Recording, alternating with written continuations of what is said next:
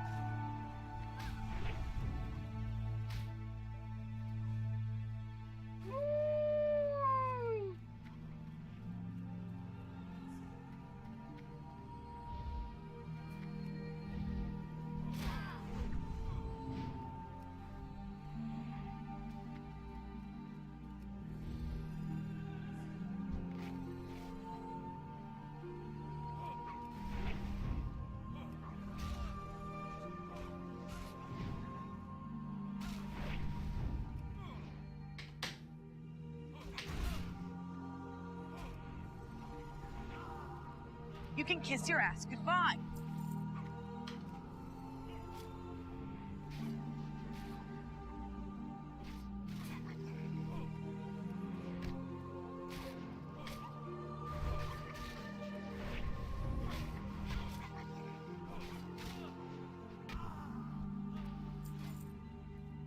Two talent points.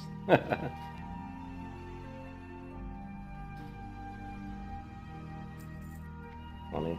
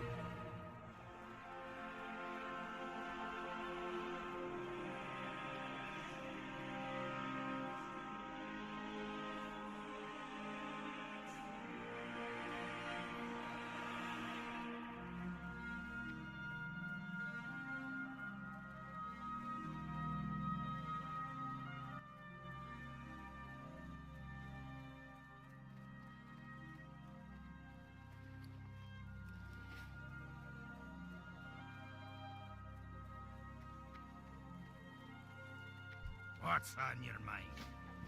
Interest you on a pint?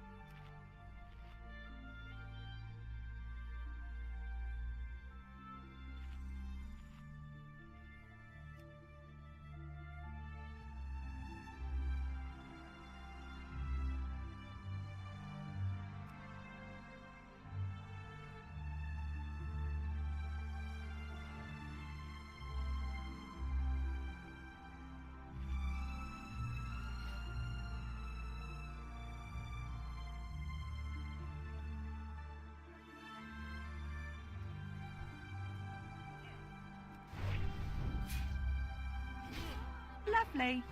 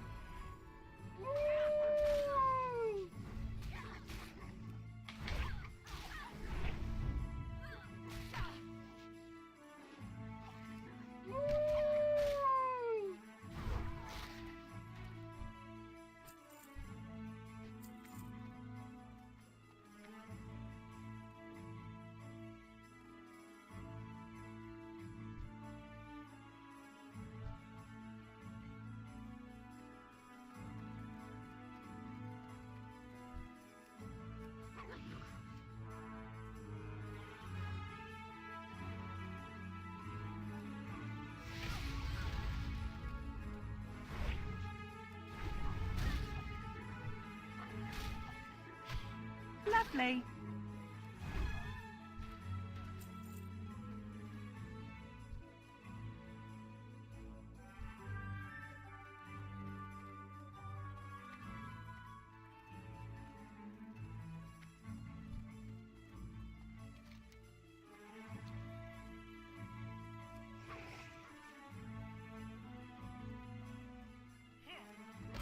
Lovely.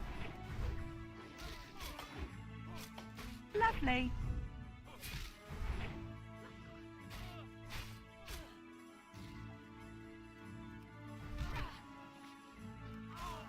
You can kiss your ass goodbye.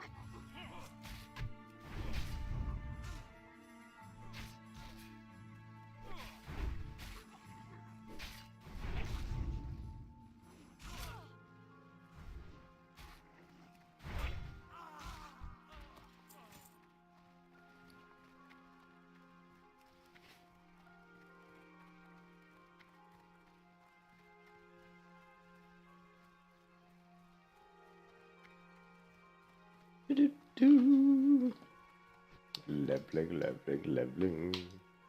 Get those doggies leveling. Got one.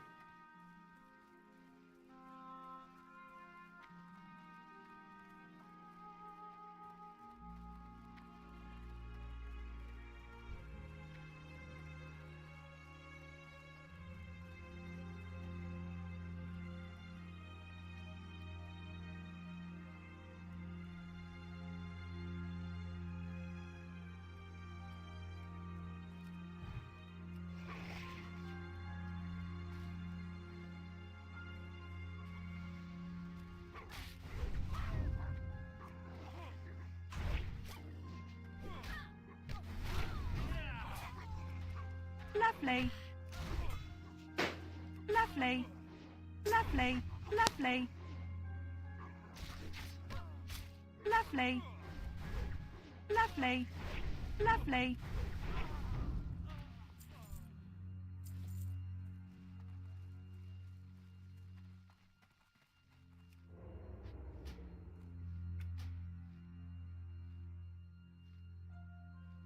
My wife says I have to come see the cats, so I'll be right back.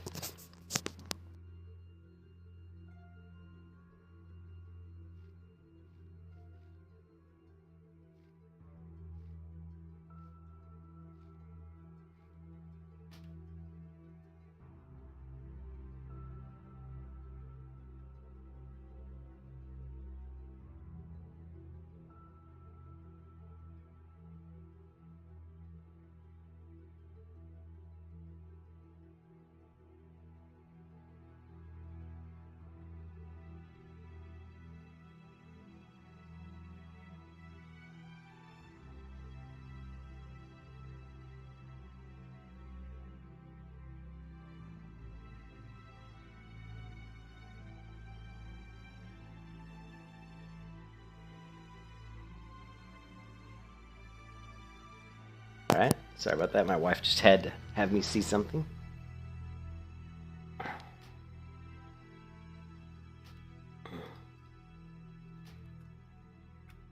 Hey, Muse, what's up? You just finished up Stockades?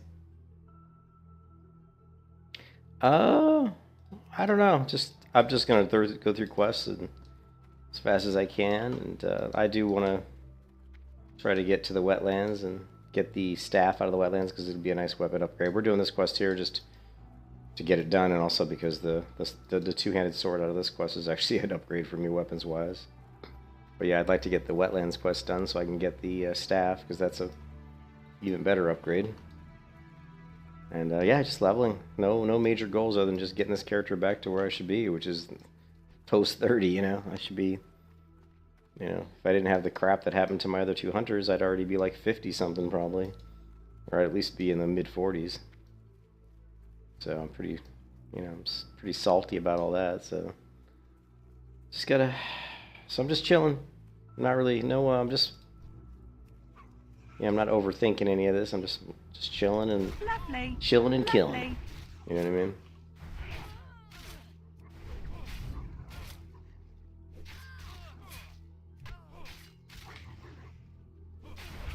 I mean, my pet's really weak right now. No, I took a break. I took a break, man. Took a You break. can kiss your ass goodbye. Wasn't playing as much, and I had a lot of stuff going on with in the real world in RL, you know. You were screwed.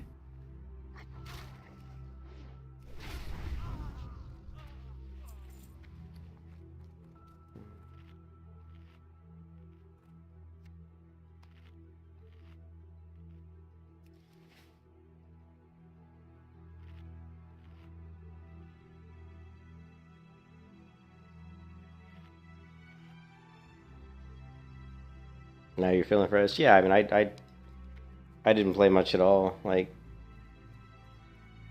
you know, I mean, I leveled to 19 just playing the game while I was watching TV. To be honest,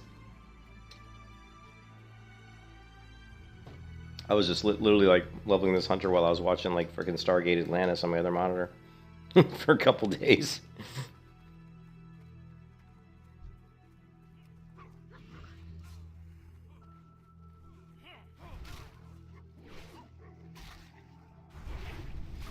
Yeah, but I had the owl. I had my owl Hedwig, but wasn't really getting into the owl too much. But I actually do need to upgrade my pet's abilities, both my owl and my wolf here are pretty weak at this point. What am I missing? Path. I can't. For whatever reason, I can't seem to find any of these path stalkers. I don't know where these path stalkers are. There's a knuckle duster.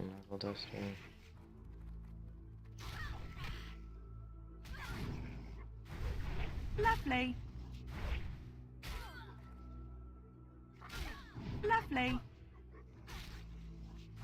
That's why they kept attacking me. My pet's growl was turned off. I'm like, man, my pet is sucking at holding threat, but his growl was turned off. I'm like, what? That's my bad. I think I turned it off earlier. I forgot to turn it back on.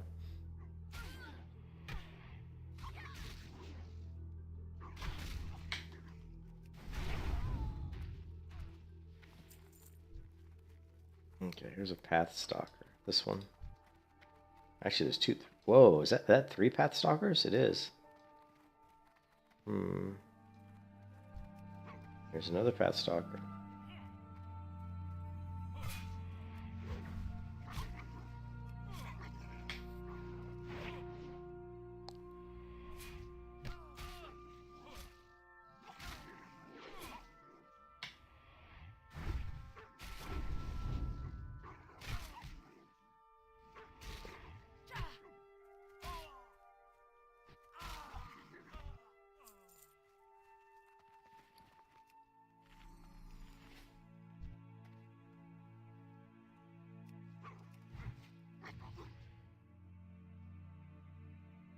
Oh, come on.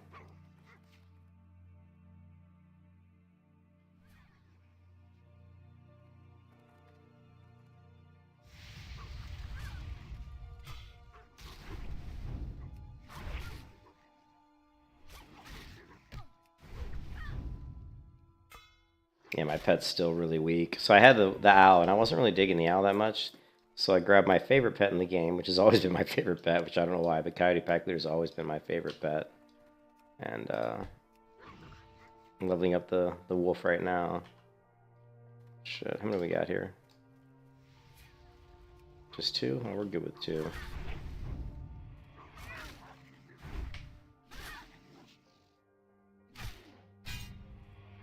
Actually went to my wife's horse riding today. That was fun. Got to see the horse that she rides every weekend. And man, that horse is big. It's a big horse.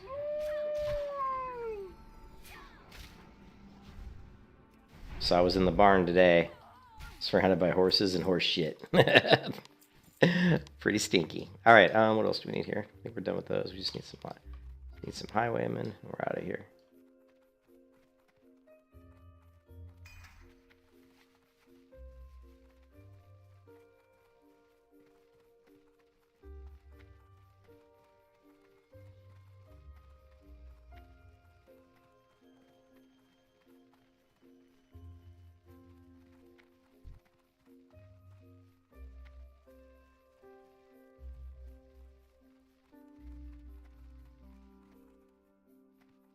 Human mounts, yeah.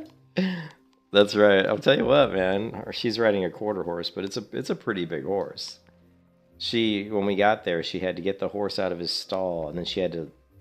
I don't know much about horses, you know. I'm a horse newbie, but she had to tie him up. Like they have these like things inside the stall where you like attach him to the, I guess the bridle. I don't know, but basically it keeps the horse from moving around, and then you can put this, you know, keeps him doing too much moving forward. And you put on the saddle, and she brushes him down. She has to brush him down, and then you know put the saddle on and get all the stuff on. I don't know the technical terms. I do not know horse jargon. It was pretty cool though, you know. And then I got to, you know, the horse was Lovely. you know, got to wipe him down, get him all ready to go, and then she went out and rode him for about an hour, bring him back, and he takes the saddle off, and he's just, you know, covered in sweat. Then she had to hose the horse down. Then we take the horse out into the pasture or into another area where they bring out the hay and feed him. And the horse jumped after the horse was all got his shower, was watered down. Then he jumped out in the little area where they feed him, and he laid down on the ground and started rolling around in the dirt. It's pretty funny. Never seen a horse that big roll around in the dirt. Hey, what was that? Weird. He said, we lost our St. Bernard of 11 years a couple months ago. Oh, that sucks. Everyone asked if give me, but I think I was going to get a horse out. They're expensive. I mean, horses are expensive, though. But yeah, they're certainly, if you can afford it. I mean, the cool thing is nowadays, at least where we are, I mean, she just basically goes to a place where we pay money to go in there, and she rides the horse. But, you know, she gets to do all the other stuff. She gets to, you know, feed the horse, you know, brush the horse, wash the horse, all pretty much everything, you know, clean the horse's hooves. She pretty much does all of that, you know. And it's a lot cheaper than trying to buy a horse, and because if you buy a horse, then you got to have a place to put it with all the food. But man, if you can afford it, definitely do it, you know. Wow, that's cool. Yeah, I did. That's cool. Yeah, I got a bunch. Where's my phone here? Let's see. I took a ton of pictures and video on my phone today. Let's see if I got a good picture of the horse so you can see. Just, you know, it's pretty big. But it's just when I look at this horse, it just reminds me of like an old West horse, you know. Let's see. Even just the coloration of this horse, I think of like, you know.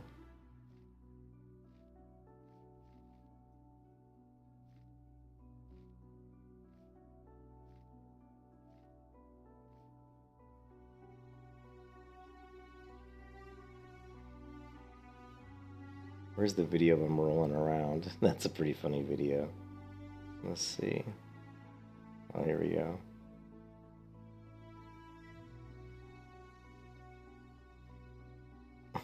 This video is pretty funny. I'll send this up to the Discord.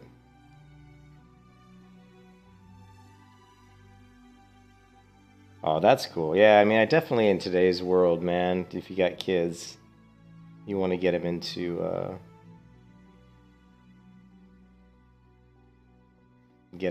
where's the media? Let's see, media.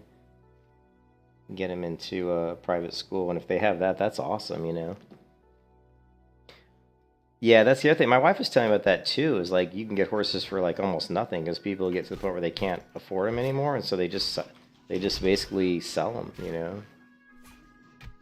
My wife was talking about that. Yeah, we would like to get a horse in a stable and all that when I retire. Maybe we'll see. We'll look into it. We've already got, you know, cabins and stuff, you know.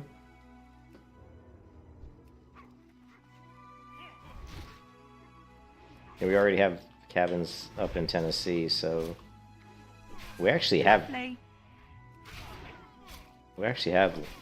land up there where we could have a stable built.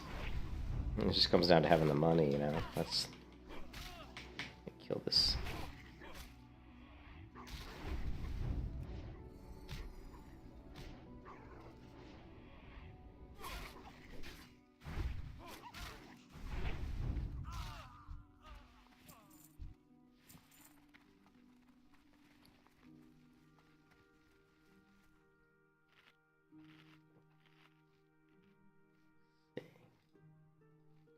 who's this?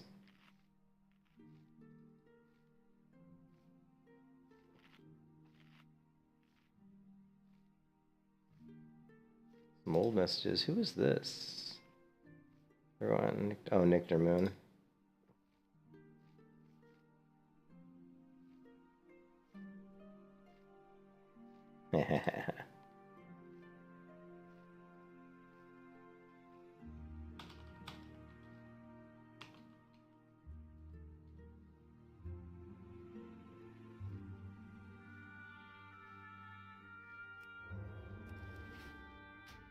Whoop.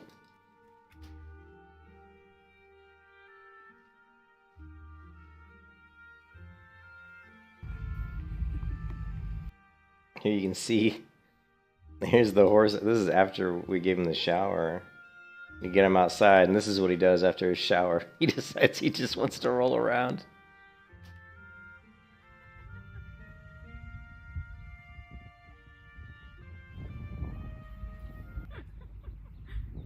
You can hear my wife laughing in the background.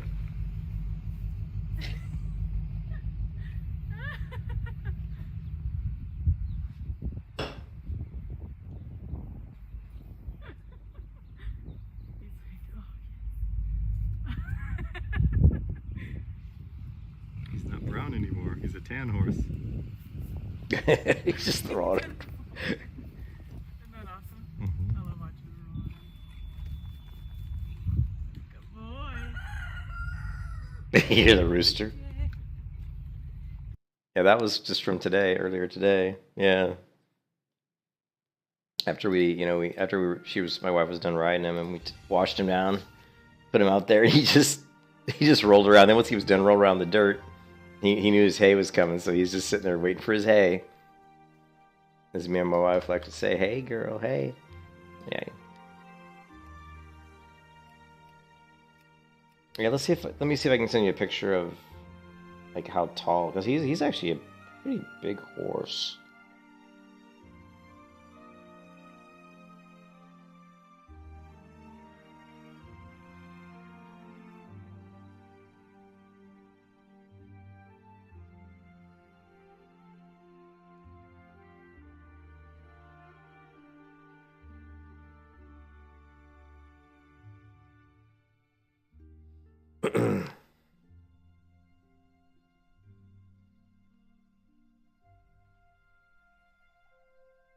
Yeah, so Hi, BJ.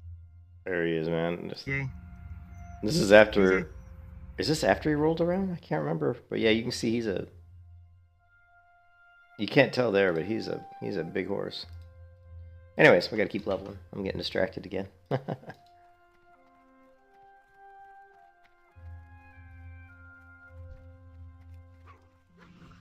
The horse? I think he's like. I think he's. Lovely. I don't remember how old he is.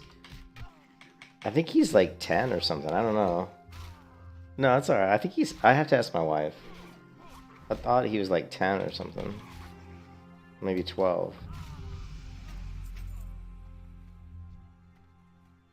I don't know. No, maybe he's older. Let me ask my wife, because I can't remember. He might be 12 or 14. I don't remember. She told me a couple weeks ago. Hold on a second.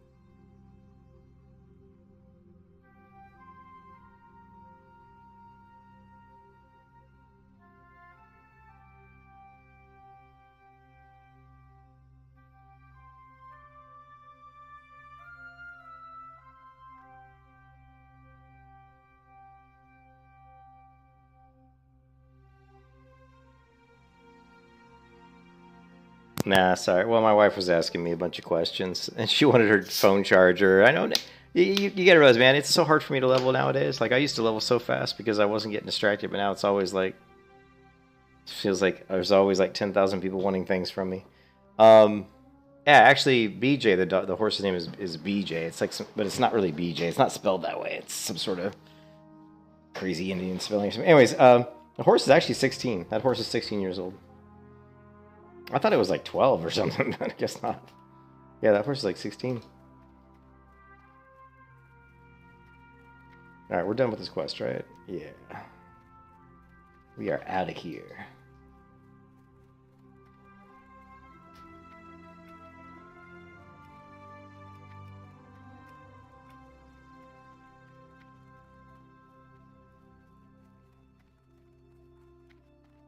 Yeah, that's one of those. I mean, there's other horses that are, they have tons of younger horses that are more lively. My wife hadn't ridden since she was a little girl. She was like, 13 or something or 14. So when she went back to the horse riding, she told the woman, she's like, I haven't ridden since I was like, 15, 14 or 15 or whatever. She's 39. No, 39. Yeah, she's 39 now. So she was like, better start me off easy again. So they put her on this horse, which is just, this horse is just really, really gentle horse. But good riding horse. I mean, he gets up to a canter and a trot and all that, so he'll run pretty fast. But he's big, man. When he's up to a canter, like you can hear the ground shaking when he runs by you because he's so heavy. Which I thought was pretty cool. I was like, man, the ground's like, I can feel his feet hitting the ground. Which makes me wonder, like, back in the old days, right? Back in the 1800s, can you imagine, like, if I think about that one horse, right, walking past me, and I can feel its feet hitting the ground. Imagine, like, 100 horses going past you, and then take it to the next level, and go back to the American Indians. Imagine, like, 200 or 300 buffalo running through a valley. It would have to feel like a freaking earthquake. I mean, it would be like an earthquake. The whole ground, the ground would literally be shaking. But it'd be pretty amazing, actually.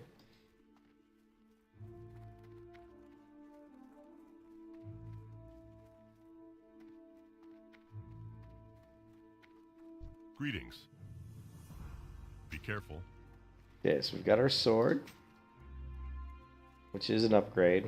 It's 11.2 DPS over 9.5. So that's a pretty significant upgrade, but we also have my hearth at Aberdeen, yeah. Trying to think. My brain's gone. I'm tired. Open for business. Let's see, we get another nice mail item that we don't even need. Let's get rid of this. We don't need. This we don't need. Oh, I was just thinking about my macro.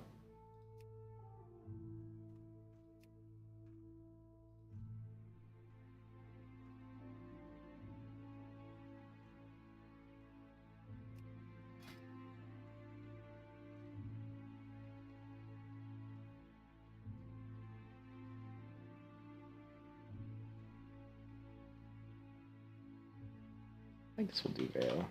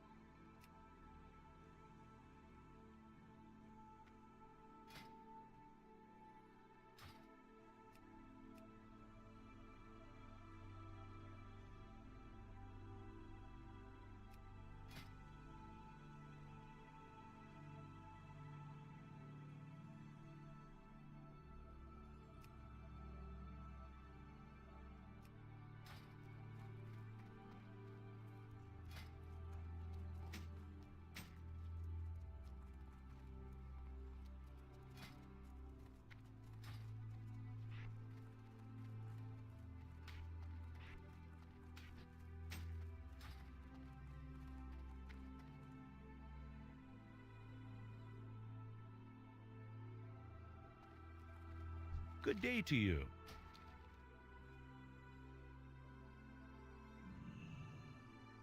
See you around.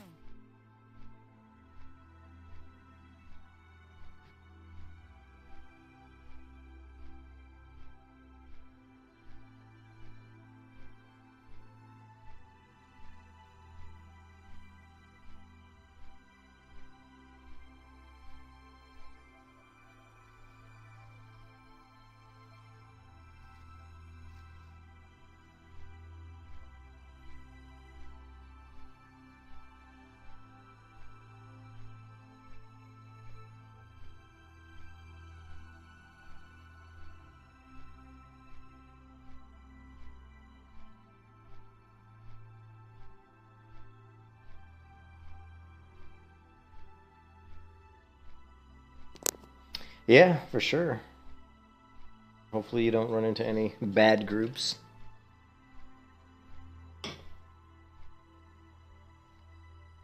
We should watch some death clips just so people who seem to like dislike me when I watch death clips, you know? Oh, look, someone liked my image here. Look, this one should be sent to Blizzard. Yeah.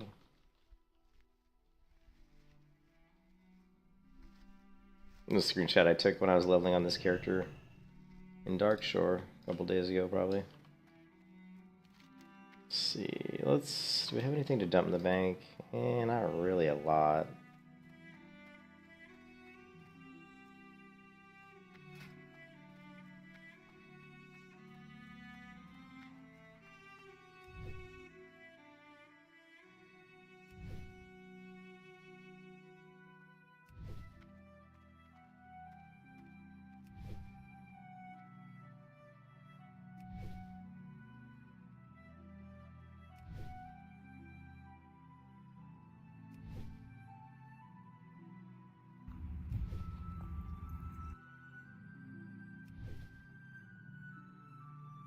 Yeah, so he's 16.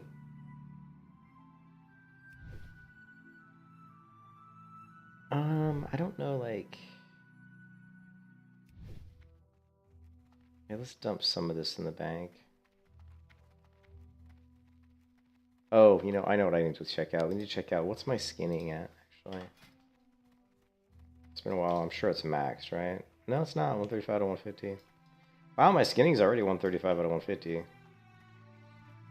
It's pretty good.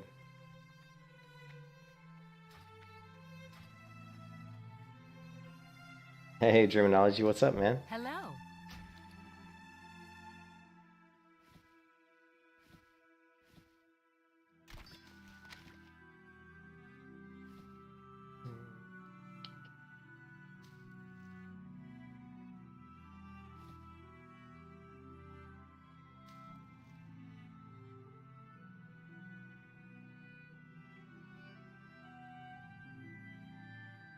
See you around.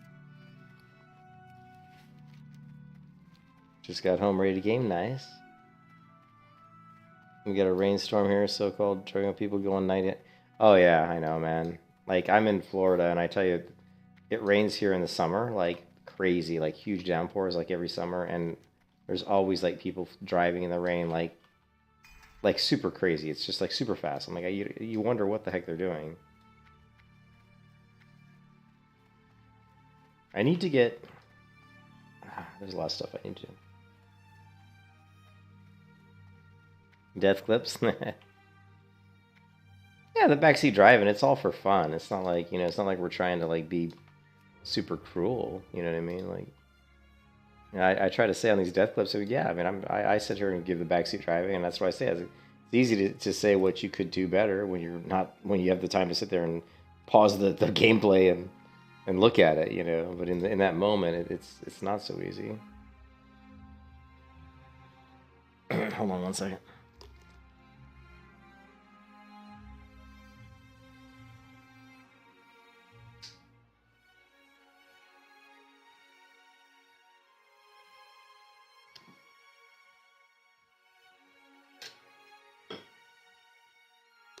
All right. So we probably missed a lot of death clips. I don't think I've looked at this in a while. We've got a rogue dying to Morladim. which are killed by Overlord Mok Morok.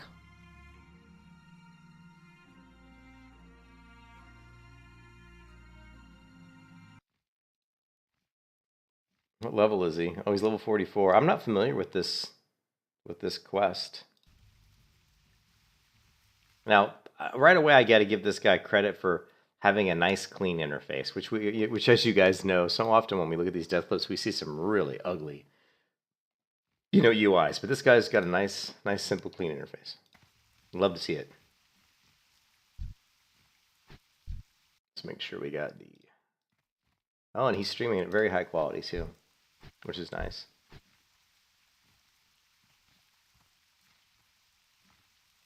Is this Dustwallow Marsh? No, it can't be. Yeah, it is. This is Dustwallow Marsh, right?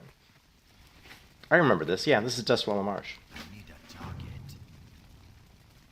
This is where you have to fight the. Oh my God! Oh Jesus! Holy crap! This is that quest where you have to fight this guy, right? Oh my God! What level was he? Maybe he's not familiar with this quest. I don't play a horde a lot. I vaguely remember this. Like, I vaguely remember this quest where I think it's just like a duel type quest, where you have to fight this NPC, I think. But I do remember playing horde and doing this area, like in retail, believe it or not, like in, I don't know, Shadowlands or something. But yeah, this is Dustwallow Marsh. But yeah, this guy just freaking annihilates him. What level is the enemy here? He's level 45, but he's an elite. He's a 45 elite. So it says, challenge Overlord Mok Morok. You dare challenge Overlord Mok Morok? He's like, okay, I'll challenge you. And he's also naked, so he must be doing the naked challenge. See, it's a naked troll. Well, first off, I would say that if you're going to fight, unless he's doing a melee hunter, which he's not. I mean, first off, my criticism would be, I don't think he knew, is that, get your pet attacking him and taunting him. So, but he gets 2-shot basically. That was one hit that did like a ton of damage. And then another hit, and he just got 2-shot. Almost, that was 600 damage. That first hit was 600, the second hit was 665.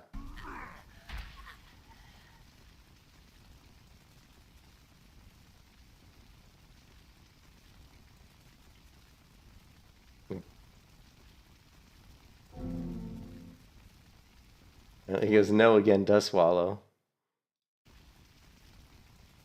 He didn't say. I was waiting to see if he'd say anything in guild chat, but nothing. Yeah, I don't think he knew anything at all about that quest. He just was like, "Oops."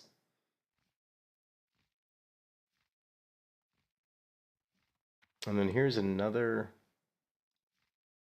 Not sure what this one is. Level 41, and we are in Western Plaguelands. Well, first off, what's a level 41 doing in Western Plaguelands? He's probably going to. This person's probably trying to get to Scarlet Monastery. He's in a group, so I'm assuming he's going to Scarlet Monastery. And he's trying to take the shortcut where you cut through the Plaguelands, which is always a bad idea. Don't do this, guys. Yeah, you can see the water here. I'll show you exactly where he is. This is just a bad idea. Don't ever do this. So what people do is when they're trying to get to Scarlet Monastery, you see people do this all the time. And they try to cut through the Western Plaguelands here. So you can see on that video, that guy's literally right here, because you can see the bridge behind him. So he's trying to basically cut, go to Chilling Camp. He's trying to cut up through here and then to go through, which is going to bring you through here. And then he's going to head up to Scarlet Monastery. So this is just always a bad idea. So always a bad idea. So I wouldn't recommend doing this. You see at the map here, you can see the bridge. Here's the bridge behind him at the bottom of the map.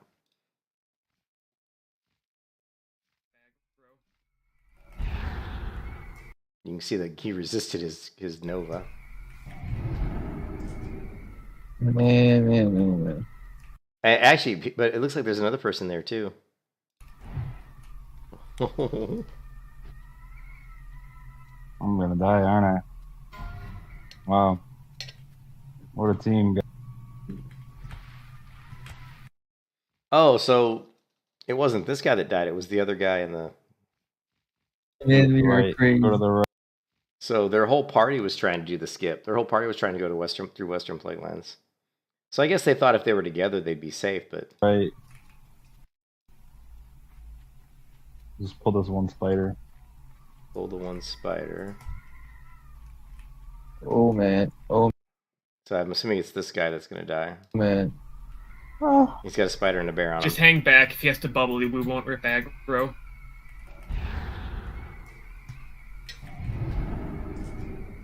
Man. Target dummy down, target dummy dead. You see that? You can see that this target dummy was I'm gonna down. die, aren't I? Wow. What a team, guys. And you just see him, he said, what a team, guys, which makes sense because the whole party was there, but none of them helped him. None of the party in any way tried to help the paladin, they just let him die. That's another like kind of example of why I'm always leery of groups. Because, you know, you never know what's gonna happen. It's not really the group's fault per se, because really it's just a dumb idea for them to try to go through Western Plaguelands.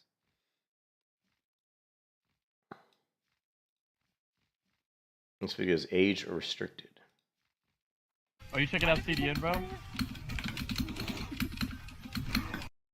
No, it's this guy again. This Donna. This guy's must have like a lot of 60s because I always see him on streams or something. I'm not sure what he's doing, but he's got a ton of mobs on him. Scarlet. He's in Stranglethorn Vael. I had to pause. I had to turn off the freaking music because it would have demonetized my stream. Plus, it was probably pretty shitty music. It's probably pretty. People have the worst music, man. Although, I mean, I'm sure I've played music that other people don't like too, so I shouldn't say anything. But generally, I try to play more fantasy-based music. Yeah, this guy was too greedy. I mean, you can see he's pulling like tons and tons of mobs and string, and of course a really crappy, overly cluttered UI with rested XP and level timings and just all this craziness, man. Yeah. All that crap on your UI and you're dead, buddy. You're dead. Let's see, 39 Warrior Hardcore Death. Let's check out the 39 Warrior.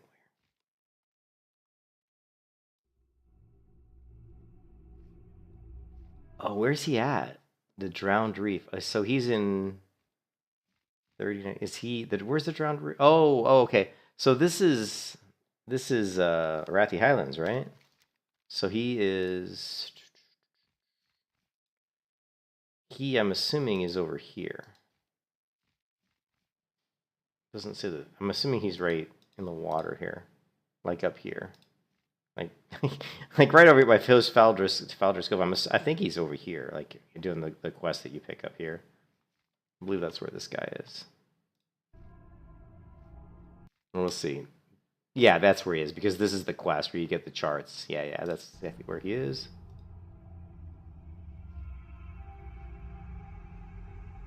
The danger here is obviously drowning. You can drown it because they root you. See how he's rooted here? So that's one of the biggest dangers about doing this quest. I don't see his... Okay, he's got underwater breathing, though. I was going to say I don't see the breath meter, so he's got underwater breathing. But he's...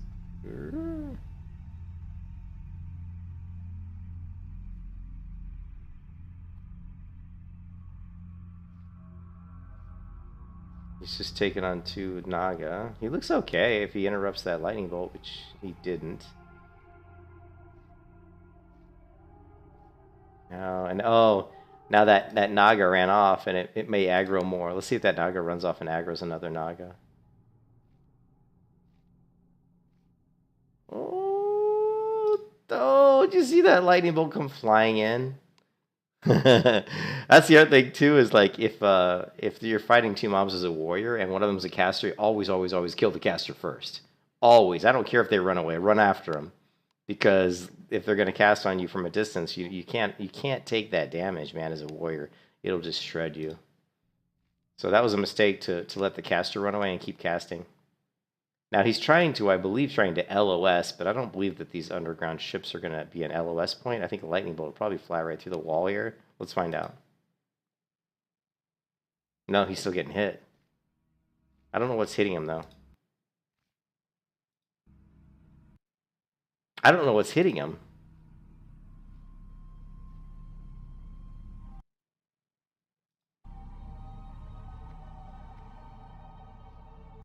Oh, I saw the light. I saw. Did you see that though? Did you see here? You see he's got this one. The lightning bolt should be coming. You can see the cast. But I don't. There it is. Yeah, there's the lightning bolt. Yeah, like, yeah. But when you're playing a hardcore warrior, if you're fighting two mobs, always kill the caster first. If the caster runs away, chase him. I mean, I don't care, man. Chase him. Also, that's another thing when you're playing a hardcore warrior. Always hamstring. Like you should get in the habit of when a mob gets down to about 30% health, hamstring him every time, every single time. Because you hamstring them, if they start to run away, you know that'll slow them down. You'll be able to chase them down. Yeah. So just the biggest mistake he made there was letting the caster get away and not chasing down the caster, so, which can definitely screw you up. I don't really Winky. I guarantee you this guy's gonna have some bad music. So Winky, look at his little image of the fire here. What level is he? I can't. He's doing his quest. So this was the rogue poison quest, I believe. On the Horde side. I've only done it a couple times on the Horde side, but I believe this is that particular quest. And he jumps off, and he dies. So he died trying to do the poison quest. What is this? Druid accidentally bridged suicide. This ought to be good for a laugh. Oh, what level is he? Like 30? I mean, judging by his health, he's got to be somewhere between 25 and 30, maybe? I don't see his level.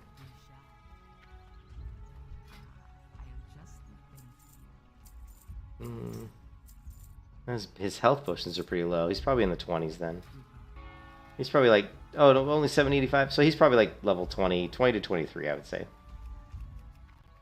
Let's see if I'm right. Let's see. I'm going to say he's level 20 to 23. Here it comes. He's going to fall off this bridge. Oh! Oh, so it wasn't him, it was somebody else?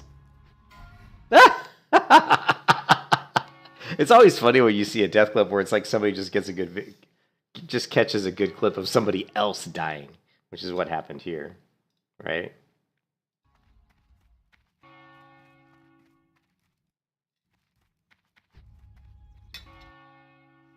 You can see this guy jumping, and for some reason he jumps to the left. So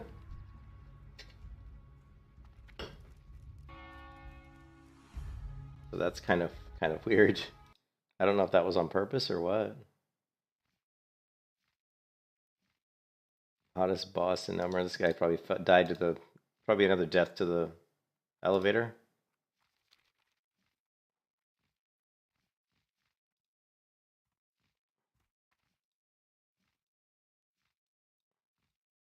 He just died.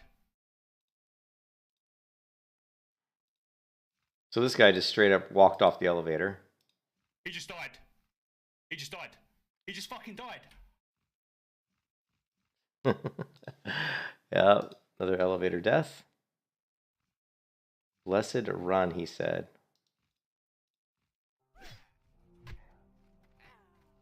Inventory is full. What? Inventory is full? Does it actually say that? He's got sexy map here. Pulling it over with sexy map. Of course, he's got the fucking rested XP. Another person wasting their money. But if you want to pay money for an add-on that tells you what to do, who am I to disagree, I guess. No, this is funny though. He did say blessed run. Let's go back. So I'm going to guess this is a duo maybe, because there's two people in a party and it says duo. So they're definitely a duo. It says duo. It says age. So this is funny because he says blessed run. Inventory is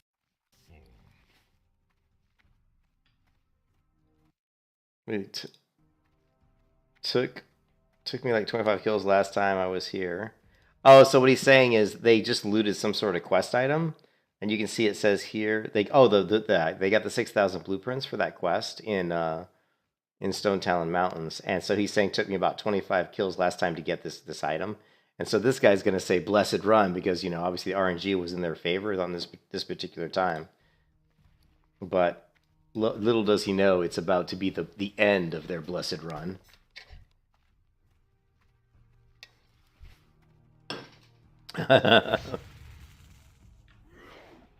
I died on an orc warrior in the Barrens one time. It's actually these deforesters that cast fireballs. Man, these things hit hard, and they cast them quickly. Look at the I can't drink anymore yet. oh my god! Oh, there it goes. So much for the blessed run, and then he's just like, bruh. Bruh. Bruh, I hate that word. Bruh. Bro, man. Dude. Lay off the weed, man. So why? Let's see where all the damage comes from.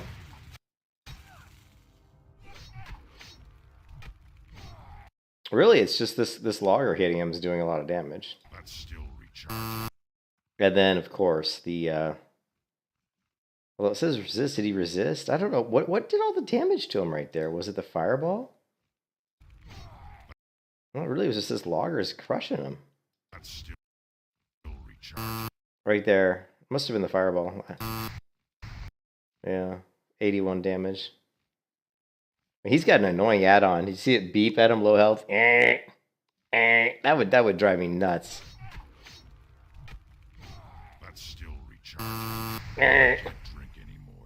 I mean, honestly, that'd probably scare the shit out of you. Just think if you were like just think if you were like level 50 or something, and somebody came behind you and hit you or something and dropped you down, and that thing went. You'd probably like jump out of your damn computer chair. So much for the blessed run. Larry at the end was already dead. Blah, blah. My level 58. What is this? This is fucking Burning. I'm not gonna look at any Burning Crusade content. Here, rip first time level 27. Squid Game moment. This is Molten Core. Let's see what this one is. Squid Game. What a great show. Holy shit. So then this guy again. Man, are they making a season 2 of that? There. Okay, well, whatever. Like level 16 death, don't care. This one's got a lot of stuff, so it says don't be stupid. So this should be interesting. Oh my god, he's level 59. Is this? Just came back from a 2-week break and did something stupid. Forgot to pop fire water. Forgot about love fools. Forgot about my grenades, and I was 0.5 seconds too slow to remember my tuber. Leave my rusty enchant on my helmet. That's why I had the leftovers. So you really had to use them before. Actually, this actually happens. This guy does not look happy, does he? He doesn't look like a very happy person in real life. But this happens when people take a break from WoW. That's why, like, whenever I like come back. Yeah, I know. People, you know, yeah, they're always jumping, you know. And you see people die from jumping. But this happens a lot when you take a break from WoW, especially if you're playing a character like a warrior or something. I don't play shamans a lot, but you come back and you're rusty. You don't, you know, if you've been away from the game for a week or something, and you come back and you get into a bad situation, you're not going to react very well. So if you do take a break and come back to the game, you know, make sure you build your, you know, like for me, for example, I haven't played my hardcore warrior in a long time. She's level 46. So if I go in and play my hardcore warrior, I usually go eat something easy. Like I kill the same like mobs that are like, you know, a little bit lower level than me for like an hour, just to and burn off some of my rest time, just to get back into the flow, just to remember all my abilities, just to remember all my cooldowns, you know.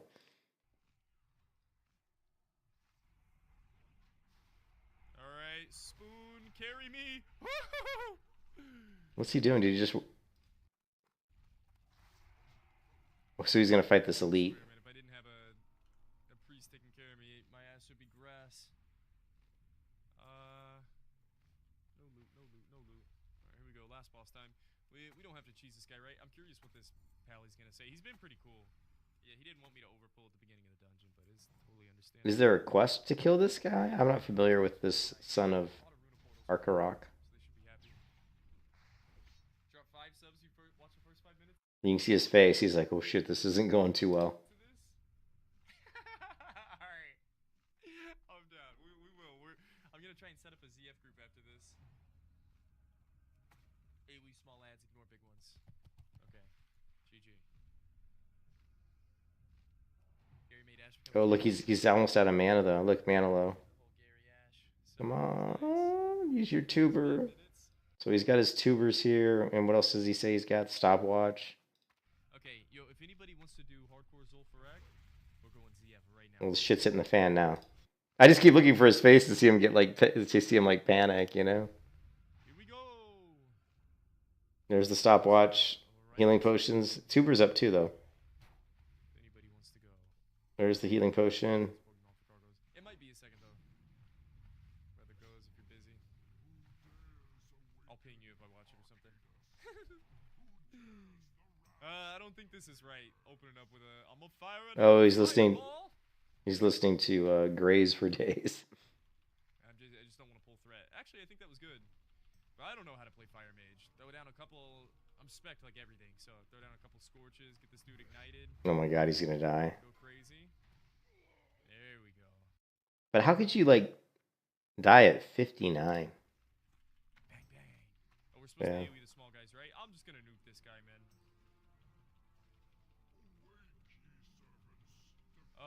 Wait, this is the ads. I should AoE the ads. They said AoE the ads.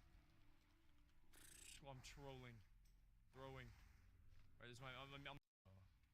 Get this dude ignited. I mean, look at the health. Well, he's thinking that he's going to get him killed. I mean, you can see he's got like no health left. But he got booted. See how he got booted into the air? Once you get booted, then they do this... Yeah, so they have this ability, this giant. I've seen other people do this. See the 770 damage? They do this combo. The lead does a combo here where he boots you, he kicks you, and as you're flying through the air, then he comes down with the hammer on top of your head. It's like a combo, and I've seen this in dungeons too on certain elites. But you'll see when you rewind this, this is what happens here, and it's a vicious combo. It does like a massive amount of damage.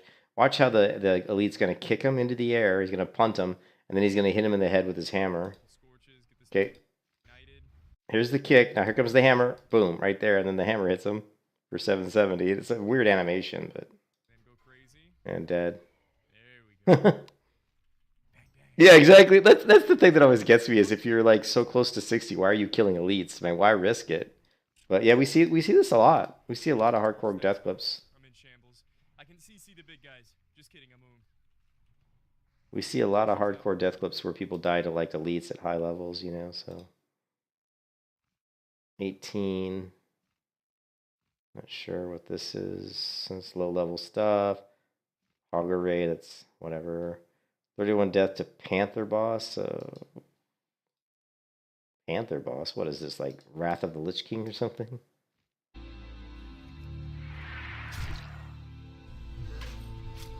Okay, at least finally somebody who plays good music. We got some Skyrim music.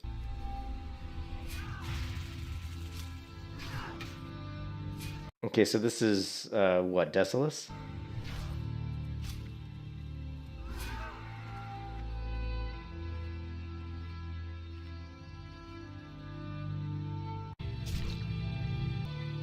Okay, I'm not really familiar with this quest, because I don't play Horde.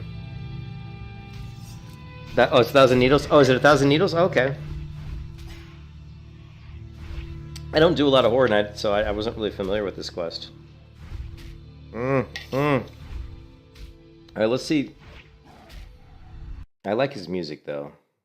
Let's see if we can figure out what he did wrong here. Okay, well, right off the bat, I mean, you know, the one thing that we always see with warriors where they make the mistake is that when you get low on health, you can go into a defensive mode. You can put on your shield. You can do shield block. And I've done play tests with it, and generally, you're safer if you go into defensive stance and just shield block. Because you can usually, as long as you got a good shield, you can usually mitigate damage long enough to get your healing potion to come around. Sometimes you can do a hamstring and maybe move away and bandage, but usually it's a good thing. But it's definitely going to extend your chance to stay alive with, like I said, to maybe get a potion or a cooldown to come back.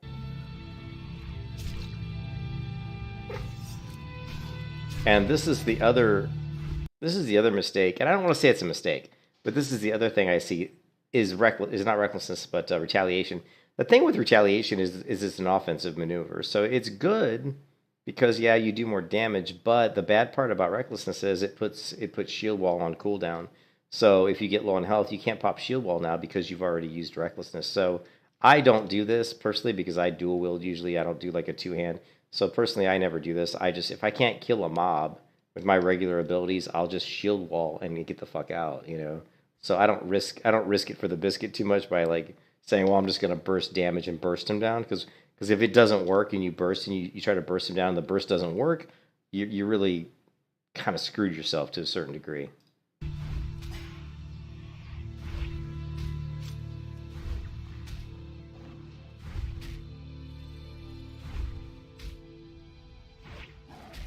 Also, we can see another clicker here. He's clicking with his mouse. What did he click down there? What was he looking for? What is it? Oh, I can't tell what this is. What was that? This wasn't a healing potion, was it? I can't tell what that is. Maybe it was a healing. I don't know what that was. So at this point, like, does he finally go into defensive stance? Where's his stance at? People's UIs. I can't even tell what stance this guy's in. Where is his stance bar? I don't know. Can anybody tell what stance he's in? Oh, did he do did he try to do intimidating shout?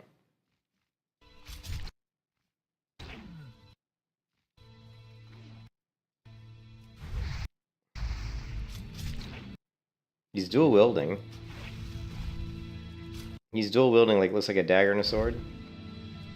He's backpedaling. I never like to see people backpedal like this. Yeah, I don't like to see people backpedal because I'm always worried that they'll backpedal into another mob. You know what I mean? Because it's not like he's turning around to look what's behind him. You know? I know he's almost dead. But yeah, what I would say here, obviously, again, I mean, the mob's fairly low in health. Throw on your shield and use shield block. And then what you can do is a lot of times you can mitigate damage long enough for your healing potion to come back around. And you can pop another healing potion. You know, I don't know, but I haven't played my war in a while. What was that ability? So this is his potion. I don't know what this skill is here. This A1. And he keeps clicking Death Wish. He's going to click this, which... Well, that was his fear. Yeah, you're right. So you're right. That was just his fear, but... So he went down to manually click fear, but like you said, it didn't fear him for very long, right? But he keeps using Death Wish, which again, you know, that's going to make you take more damage, but... I think it's something I see a lot with hardcore warriors is they try to approach situations offensively, and while I think that's good to do because the best defense a lot of times can be a good offense, but in hardcore WoW I don't always agree that's the best way to approach things because again you use retaliation, you're trying to do stuff like put yourself in berserker stance. You're going to take more damage in berserker stance. You do stuff like Death Wish, you're going to take more damage when you're using the Death Wish, or actually not Death Wish. I got to look at Death Wish again. I don't even remember the fucking tooltips on that. But yeah, but I mean, I think, you know, if you play more defensively, use your shield and stuff, you might have a better... Again, I don't know how much damage this mob does. I've never even fought this Enraged Panther, so I'm not really familiar with how much damage he does. So, but yeah. But obviously, if you think you're not going to win the fight, to just hamstring and run away. I mean, he's got hamstring on him. Actually, he's got hamstring up.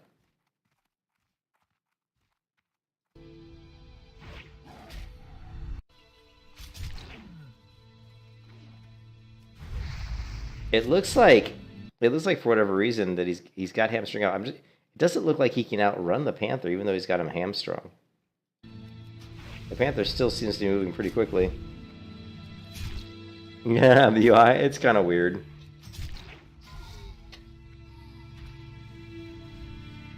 B-dubs, Warrior Hardcore. Yeah. You know, whatever. There's a lot of things he could have done better there. Mostly just, you run away. Obviously, use your shield.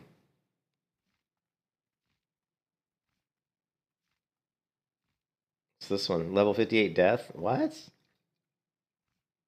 Yeah. Okay, well, right away, this UI drives me nuts. Why would you put your minimap this close to your character, and why the hell is this? This UI is just would drive me crazy. Would drive me crazy. So he's at Light Soap Chapel. So we're in Eastern Plague Lands. We got 30 seconds left. So it's always amazing because did he just? It's always amazing though. He's only 30 seconds away from his level 58 character dying. You know what I mean?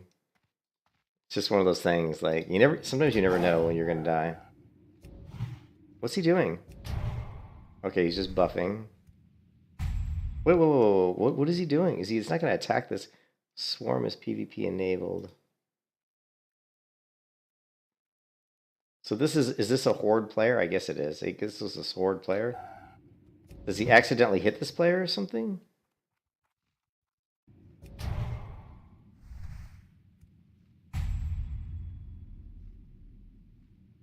You don't. What, no. Wait, well, first off, remember this is a.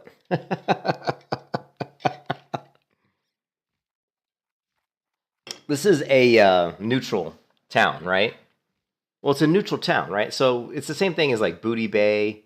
It's the same thing as in Tenaris, right? Like Gadgetson. Do not attack an enemy faction in a neutral town because then the guards will attack you, right? So if you attack an enemy faction in a in a neutral area, the guards. That's what happens here.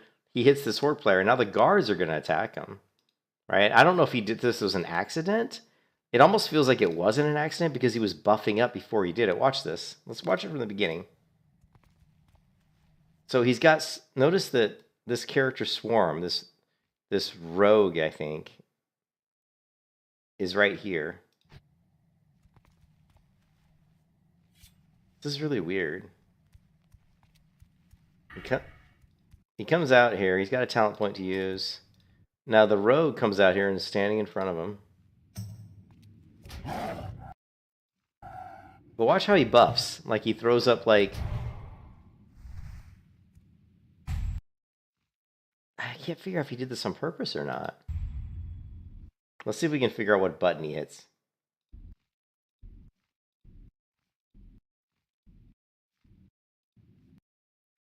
There, he turned red. I'm gonna guess did he right click on him? Where's his mouse cursor? No, his mouse cursor's up here.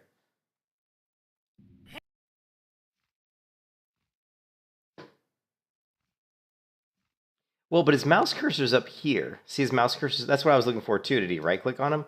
But notice where his mouse cursor is. He does right click him here. Well, he left clicks him. I don't think he right clicks him. I think he left clicks. And then his mouse cursor's up here. So, but he does have thorns on him. So if that guy, hit that, I don't know. I don't really know what happens here.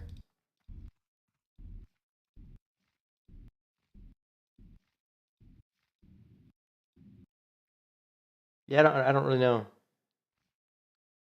Yeah, well, but if he would have right clicked, he would have attacked already, and he clicked him a long time ago. So why? I don't really understand what happens. What's going on? Let's see if the... Yeah, well, did you notice Swarm's health was 97%? So he hits Swarm at some point. Yeah, well, at some point he hits him. Watch this, watch this. Watch Swarm's health, it's 100%. Right there. See Swarm's health drop down to 97?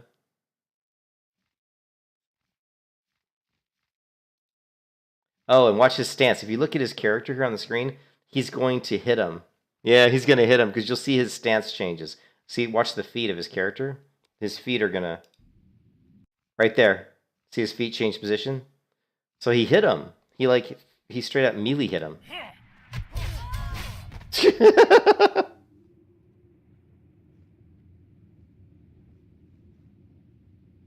But then it looked like he typed in guild chat, what the fuck? Did you see that?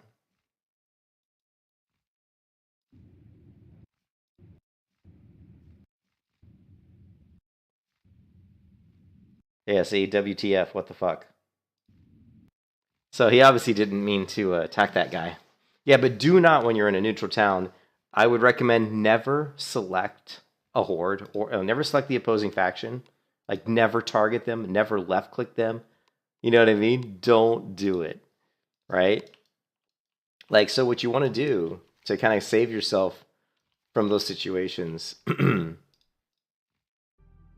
is I have a keybind that targets me, right? See, I can just do shift middle mouse click. And so if I'm like running through a town or something and I see like a horde and I don't want to inadvertently like target them, I'll just really quick target myself. You know, because I don't want to accidentally, because you know you're moving your cursor. That's one of the things about WoW that's kind of annoying is how you turn the screen is you have to right click on the screen. Well, what if you right click on an enemy player? You know, so.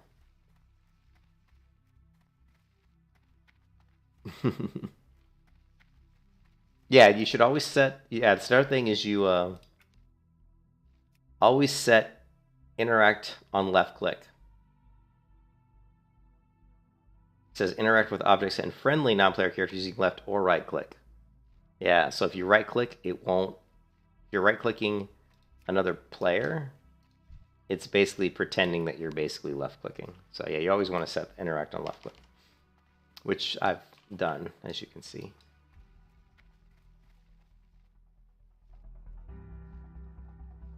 I got a little bit of a headache. Man.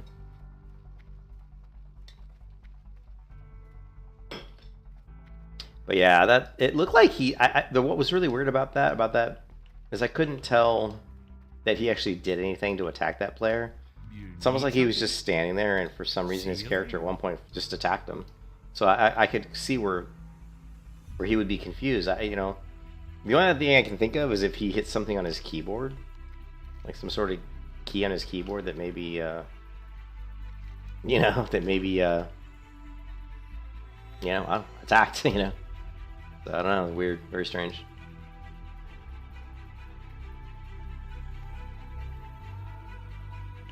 Oops. Whoop, shoot, where am I going? Okay.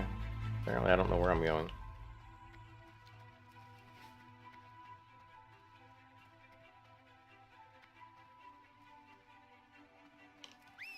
Also, when you're playing a hunter, keep your pet out at all times, because if he's not max loyalty, because his loyalty comes from being out and being happy.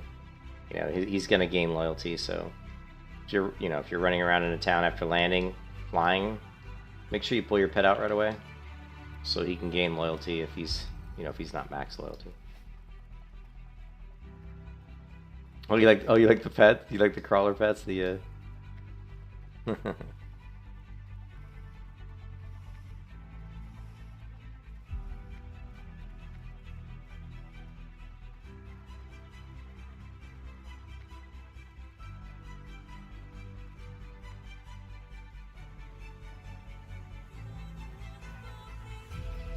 Great to meet you.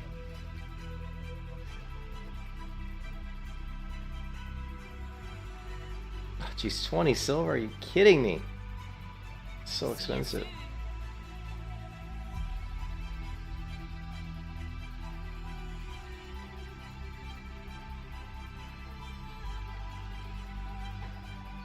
Mimic a quest mob. Oh, they mimic a quest mob in stealth.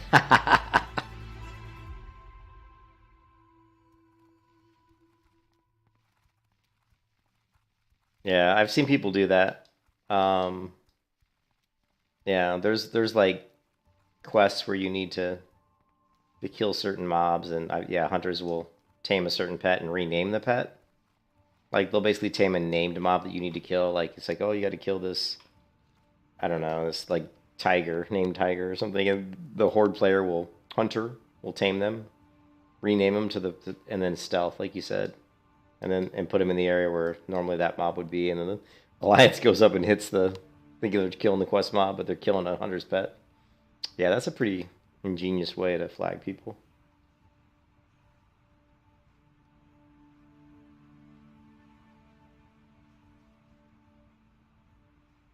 Yeah, another hunter, yep. Hey Zalston, how's it going? Yeah, I've got a little bit of a headache. I'm not really feeling very good right now. So, I'm tired, but I'm going to try to play as long as I can. But I will be playing tomorrow first thing in the morning, like 9 a.m., and I'll probably be playing most of the day tomorrow. So, you'll be seeing me stream probably most of the day, all day tomorrow. See if we can get the stupid hunter back to where she should be. Post level 30. Gnome warrior or a dwarf priest. I know you've been thinking about it. Did you see Zolson earlier? I was talking about, you know, Throne of Liberty, the MMO that's coming out is going to be. I'm level 19 currently, and Throne of Liberty is being picked up by Amazon, Zolson. So Amazon's going to be publishing Throne of Liberty here in the West. So I think that's a good thing. I think Amazon did a good job publishing Lost Ark. So. You know, they had some issues with New World initially, but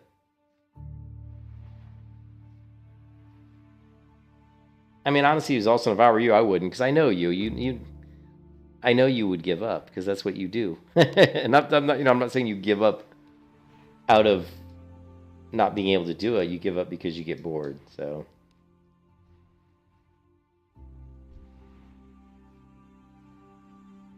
I think Throne of Liberty is gonna, yeah. I think definitely, until the game proves that it's not a fun game, I think it's gonna be hugely hyped.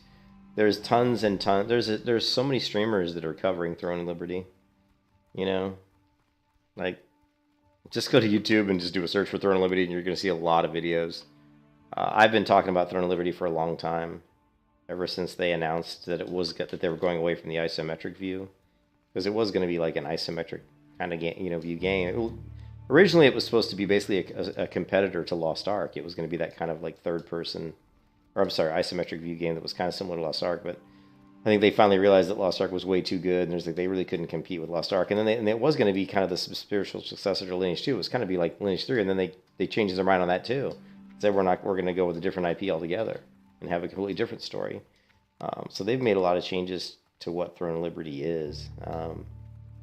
But yeah, there's tons of hype around it right now. There really is.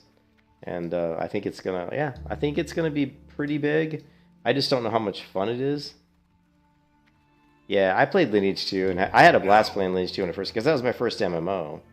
You know, it was like my first MMO, so I had so much fun playing Lineage 2.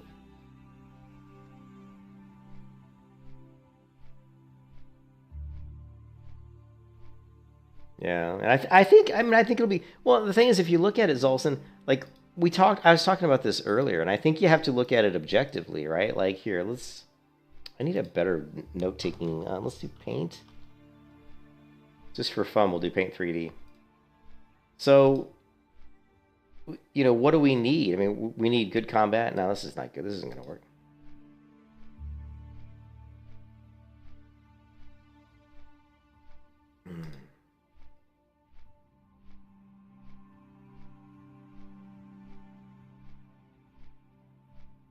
You know, what do you need to have a good MMO, right? You know, we need good combat, right? Good combat. Okay, combat. It keeps one. Good graphics is a nice thing to have, right? We need a challenging content. Rewarding character progression, and we need a variety of systems to keep us busy and entertained. Okay, what else do we need to have a good MMO?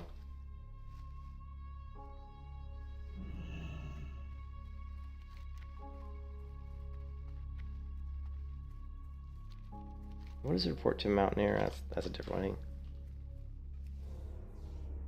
And then we need what else do we need for a good MMO? Don't forget fishing. Yeah, good fishing system. I would like to say the best fishing system I've played is New World, right? I know there are other ones that people... New World, I know somebody was saying that they thought Rift was really good, but New World, and also Black Desert, you know, BDO has pretty good fishing, but New World's got my favorite fishing, right? Yeah, so you need consistent output of new content. So basically, steady stream of content, right? You know, content, and I think that you need a good story. I think you need a good story. I mean, you don't have to have it to have a good MMO, but I think having a good story, you know, And let's this list is my list. This isn't like a general list. This is like, you know, Julian's list of things an MMO has to have to be fun, to be good.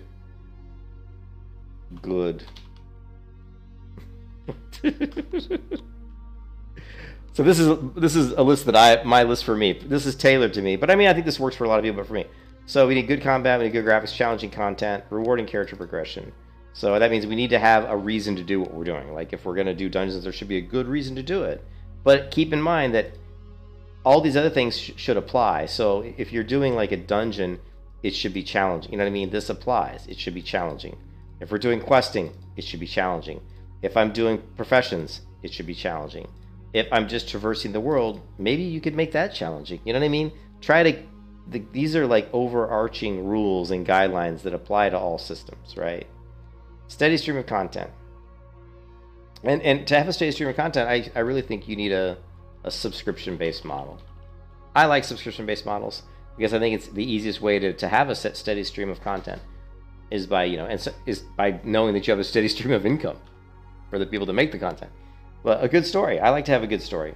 I think, you know, like I think one of the reasons why WoW is pretty popular was so popular was because it had a really good, you know, lore to it, and, which isn't necessarily a story, but a good story or, you know, interesting and rich lore with and we're gonna put this as 8.1, right? And then we're gonna do 8.2. A vast and diverse world. Well, let's say a very large and interesting, a very large world with a variety of biomes, right?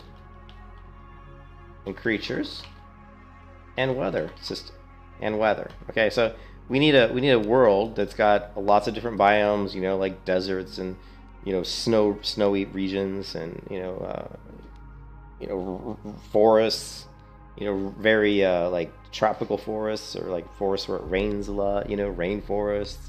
You know, we need a variety, but we also need a variety of creatures. I think a lot of MMOs don't have a variety enough variety of creatures in the world. You know, WoW really doesn't have.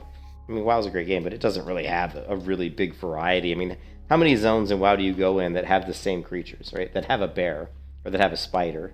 There's a ton of zones in WoW that, you know, that have bears. I go to Winterspring, there's bears. I go into this zone, there's bears. I go into Vael, there's bears, right? I go into Dark Shore, there's bears.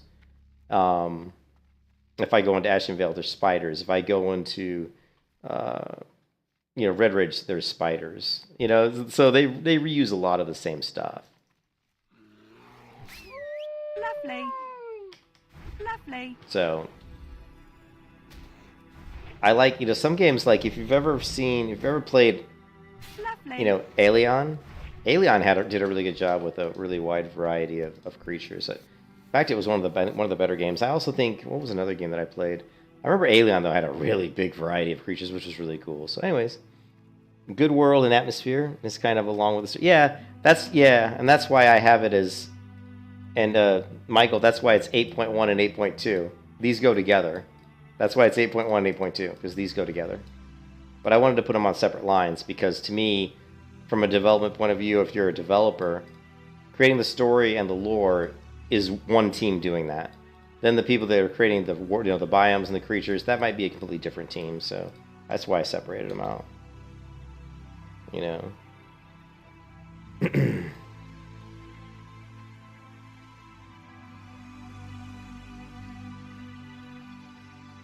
Yeah, and that's another thing. And I hadn't really gotten to that yet, but I totally agree with you 100%. Is that you need class identity. I mean, I like the Holy Trinity, so I'm going to say Holy Trinity. I think the Holy Trinity just works. You know, some people say you don't have to have that, but I think the Holy Trinity just works. And the Holy Trinity, again, we could make this 9.1, right? Holy Trinity, which means healer, damage, and tank. You can also add CC if you want to make it a little bit more diverse. And this is what Pantheon Rise of the Fallen is doing. So we'll say Trinity or Quadrinity. So it could be one of these two things. And that's 9.1, because 9.2 is class diverse, it's class identity.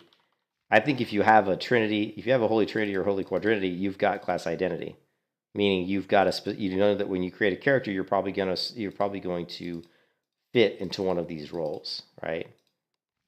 So to me, that's, again, this list is mostly for me. This is like what I would consider things that an MMO has to have for me to think the game's going to be a good MMO. So this is, I want to reiterate, this is my personal opinion. So this isn't what I would say would apply for everybody. And then there was something else I was thinking of. What else, guys? You guys can think of some other stuff, right? Now, the good fishing system was kind of a joke, but really good fishing, let's just say, good professions, right? Good professions, which, I think this goes without saying, fishing, crafting, and relevant. They should be relevant. So good and relevant. I also would like to be able to gain, the other thing I'd like to put in here that we don't see as much as I would like to see is have many ways to level. Have many ways to get experience, right? Crafting, exploring, gathering, killing, questing, achievements, have lots of different ways that because some people don't like to kill mobs. Some people don't like to do quests. I don't like to do quests. I get so tired. If they're interesting, I like to do them, but a lot of times they're not. They're just like, go kill 10 of these things. And to me, that's kind of boring. You know what I mean? So having the ability to level by just crafting, I think is really cool. Like if you're playing Guild Wars 2, you're playing Final Fantasy 14, you can go pretty far in the game just by crafting. You get a lot of experience just crafting. So that's really cool. Class ID, I think, is huge. And I think this is, I'm not a big fan of, of systems where it's just open class system. I think it's kind of cool to have an open class system, but I think it's a lot cooler that when you're getting ready to start a new MMO for the first time, and it's the first time you've ever played that MMO, and your friend says to you, what are you going to play? What's so cool about that question, what are you going to play, is that your answer, if you're playing a game that has class identity, your answer defines you.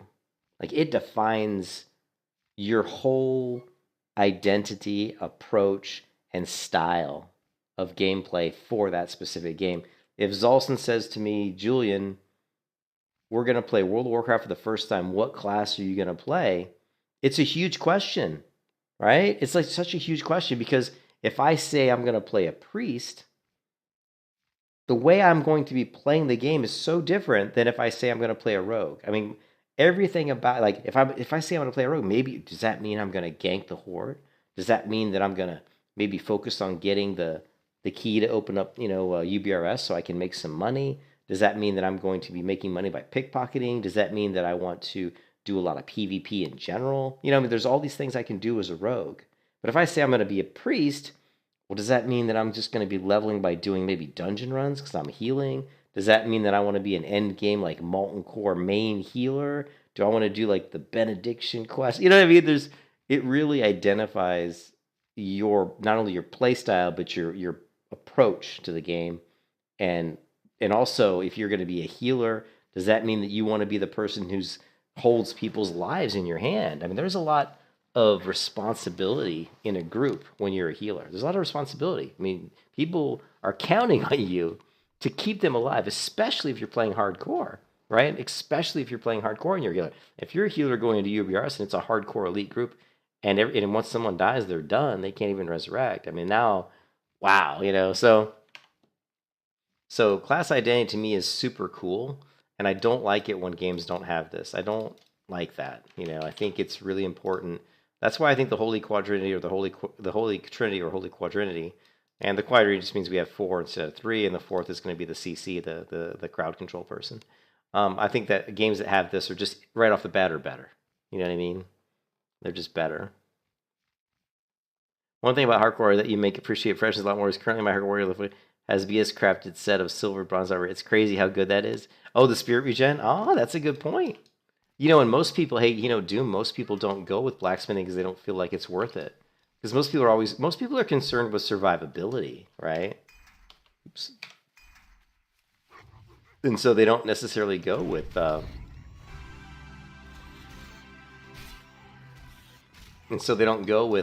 blacksmithing. But like if you look at my character here, I'm not going for survivability. I mean, I'm a leather worker. I straight up doing leather working because I want to craft gear for myself. You know what I mean? Yeah, yeah. Blacksmithing I think is cool. You know, shield spikes and sharpening stones and all that stuff is pretty interesting. So again, you know, Julian's list of things an MMO has to have to be good. So good combat. So now if we take this list and we can add more to the list, right? There's a lot more things we can add. I would say, you know, one that is often overlooked is community. You know, and community, also the class identity feeds into community because if there's a lot of things that feed into community, right? Difficulty, class roles, identity, right? And then challenging, well, hard group content, okay? So for community to succeed and for a game to have a good community, it needs these things. These things have to be there for the community to be good. The game has to be hard. Because if the game's hard, right? If the game's hard to solo, then that means you need people to help you. So that's going to force people to play with other people, which is just going to automatically create a better community. If there are class roles that are specific, that have identity, meaning, you know, you have to have a healer to get stuff done, then again, it forces you to have a community, you know, or the cash shop. Yeah, actually, I agree with that. Cash shop. Cosmetic only. Yeah, I think a cash shop makes the game better. I really do. I think if you have a cash shop that has nice cosmetic items, I think it's actually a good thing. I mean, it helps the game, it helps the developers you're giving the money. If it's just cosmetic only, and you can buy stuff in there that looks cool, I think it's great. I think it's good because people say, "Wow, look at that really cool outfit that character has. Where did they get that?" Like, "Oh, they got that from the cash shop." Then you can run specials, like where maybe there's stuff you can do in game that maybe can award you some cash shop points. You know, maybe there's certain like seasonal events that you can do that where you can like gather some cash shop points to then buy some sort of a cosmetic item, which that again, what does that do? That feeds back into community because then you're gonna have a lot of people that are gonna want to group together to quickly do those seasonal events to quickly get those game credits that they can then go into the cash shop and buy that really sweet ass fucking dress they want. You know? Well, I don't disagree with that either, Muse. I think the cosmetics should be separate. So cosmetics is cool, and I don't mind cosmetics as long as it's completely, obviously, separate gear, right? Meaning that like the cosmetics are going to be stuff that you're only going to wear when you're showing off. It's not something you can wear when you're in combat, right? So to me, the cosmetics are stuff that aren't going to be in combat. So that way you don't worry about the progression, the earned progression, Muse, because if it's only stuff that you can just wear when you're like in town, like basically like maybe a business, well, I don't like to do non-fantasy stuff, but so I was going to say business suit, but that's not a good example because I don't really like it when games do that. But yeah, you have some sort of a really cool like leather looking outfit that you could wear in town just to make your guy look cool. But it wouldn't be something that you could wear or that you could make your character look like while you were in combat. So I don't agree with that. So there's there's some stipulations on that one. Guard as we can buy you for $50 and play it forever. Yeah. So yeah, I like I think transmog's good. Yeah. Yeah, I mean I think transmog's good, but I think it's bad too. I mean transmog can be good and bad, right? Like the bad part about transmog, and if I really had my way, there probably would not be transmog. One of the coolest games I played was Lineage 2, and one of the coolest things about Lineage 2 is that you didn't see another character's level, right? Like you never saw the other character's level. So like if I was level 10 and I went out in the world and I saw another character who was level 40, I didn't know they were level 40. The way you judged what level characters people were was by the armor they wore. So having transmog would completely ruin that, because you could transmog a level 5 armor item to look like a level 40, and then that would completely ruin that. So transmog would not be allowed. You know, because it would ruin, you don't, because that's the only way you'd have to tell if someone's high level or not is by what type of gear they're wearing. You're like, oh, he's wearing that particular gear set that I'm familiar with, that I know there's like, you know, you have to be pretty high level to wear that. So he's got to be at least like such and such level. So it gives you an idea of what level they are, you know, which is interesting. And I'm not going to, but I do like transmog. I think transmog is really cool because I think we all want to make our characters look nice. So it's really one of those things. I'm on the fence on transmog. I'm like 50-50, you know. But I will tell you that when I get into a game and I have the ability to transmog gear, most of the times I'm pretty happy about it. So, but yeah, see, transmog can be really bad. Great to meet you. Be good.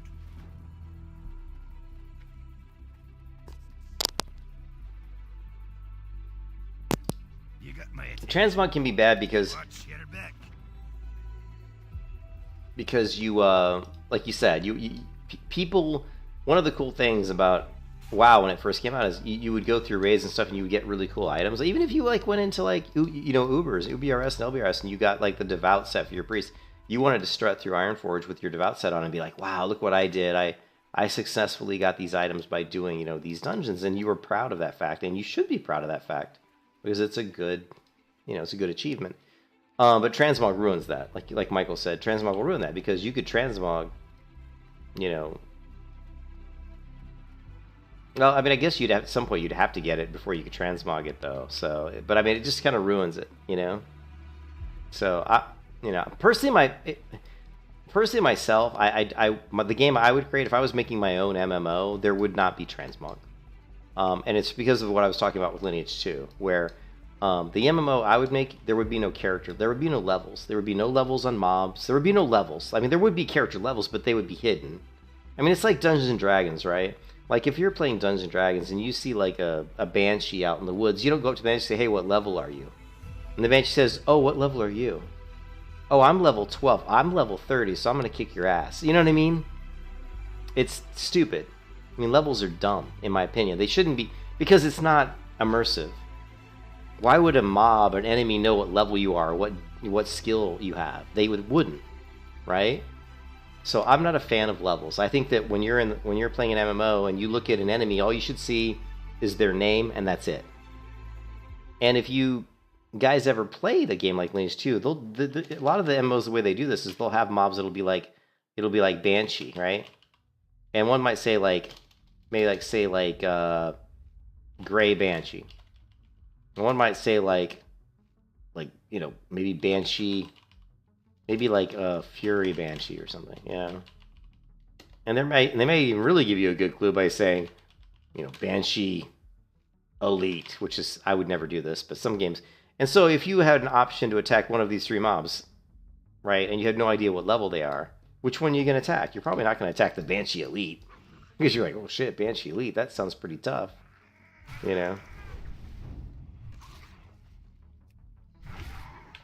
or you attack the Gray Banshee or the Fury Banshee. Well, even the Fury Banshee sounds tougher than the Gray Banshee, right?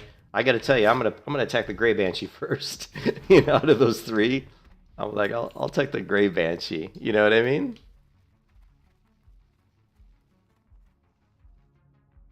Yeah, I played Dungeon Siege. You mean like the original Microsoft game? That was one of my first, top-down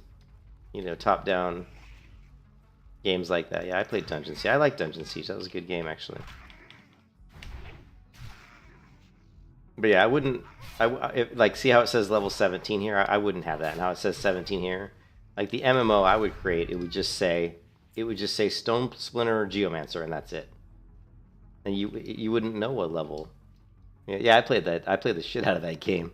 I played that game a lot. I love Dungeon Siege. But yeah, you wouldn't know what level they were. So and conversely, again, for PvP, same thing. Like you go up and the cool thing about Lineage 2 too is people would try to fool you. So like what they would do is you'd have a level 30 character and he would put on level 20 gear. And that way in the world as he was PvPing, other players would see him and say, oh, he's like around level 20 because he's got this, level 20 armor set on. But even though he had level 20 armor set on, he was a level 30 character who had level 30 spells and abilities. So he was way stronger than a level 20 character. And they would do that to fool people. And again, I think it was kind of cool because it's more realistic. You know, how would you know how powerful a wizard is in a fantasy world? You know, you don't really know until you fight him, right? So I kind of like that concept. So.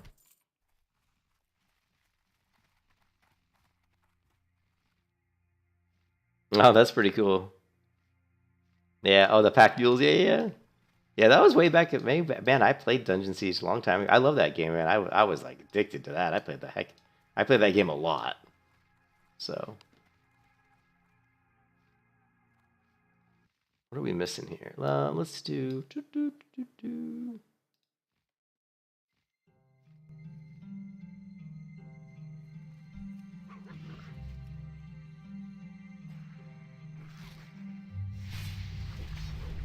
Yeah, well, I'm an old man too.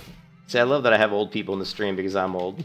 Like, I feel like I'm talking to somebody who actually knows what I'm talking about.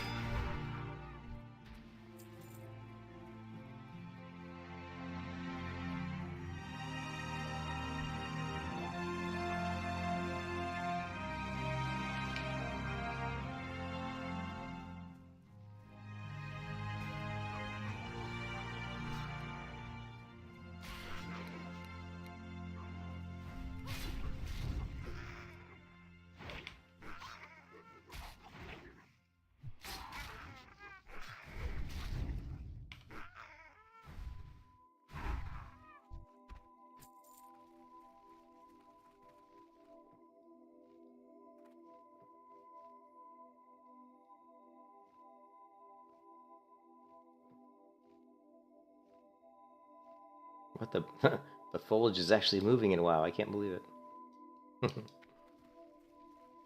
So we'll go back and look at that list for the MMOs because the reason I kind of did that list is I wanted to say, well, what does Throne of Liberty have? Does Throne of Liberty check off these items? You know, which ones does it check off? Which ones doesn't? Because it doesn't check off all of them. It probably only does maybe half of them, to be honest. But that doesn't necessarily, the MMO doesn't have to have all those things. But if it did have all those things, then it would be like the perfect MMO, right? At least for me, right? But yeah, the thing that's really weird is like I said with the cosmetics and the cash shop, you know, I go back and forth on that stuff. Like I can tell you right now that I like kind of being able to buy cosmetics in the cash shop, but a lot of it depends on how it's implemented, how good they are, how much they cost. I mean, it just depends on a lot of things. Like for example, you know, Muse, you said you weren't really a fan of the cash shop, but what about if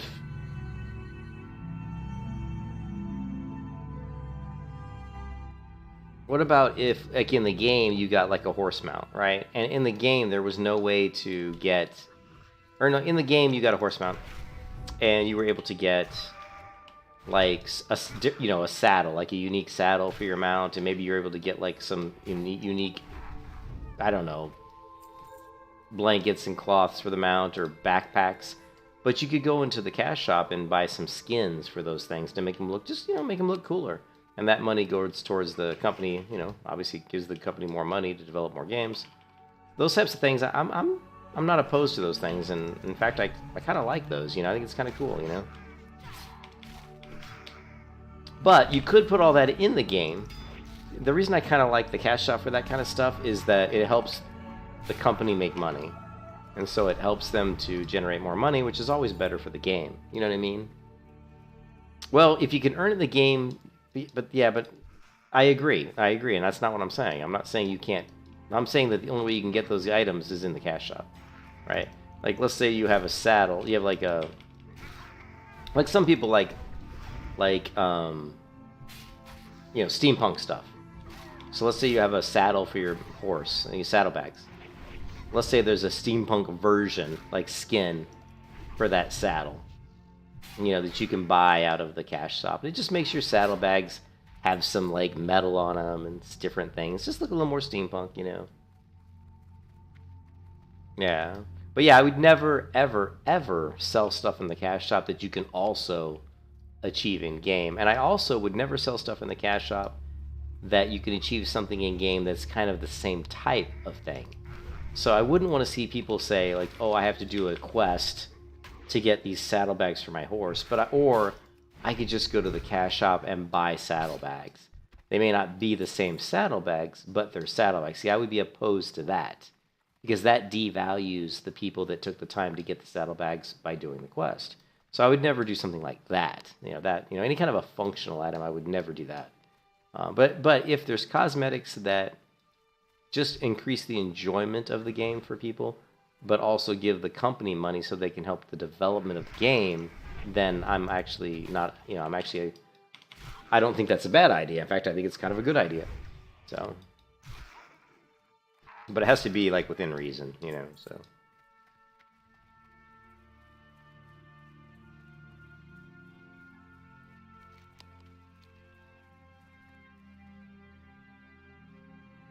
Mm-hmm. Yeah, cash shops can be really bad if they're,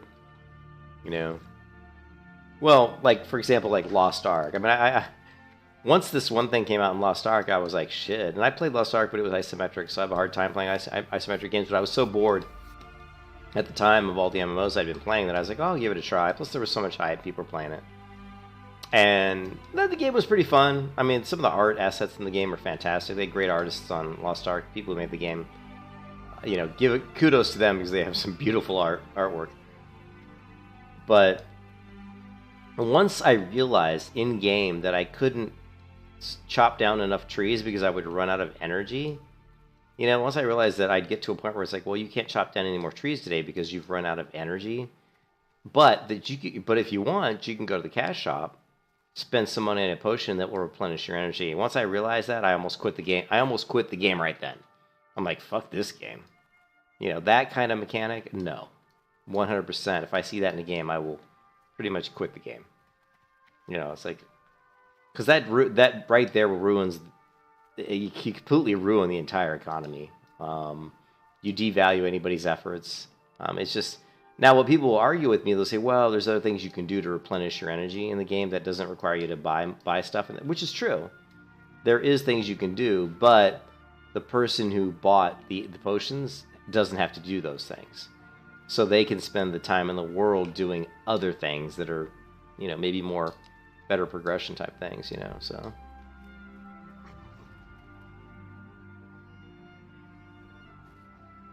Yeah, like attacking, yeah. Design your own MMO. Lure on players, design levels and such. Players are AI bots, but you have to keep them happy. Okay, interesting. Interesting.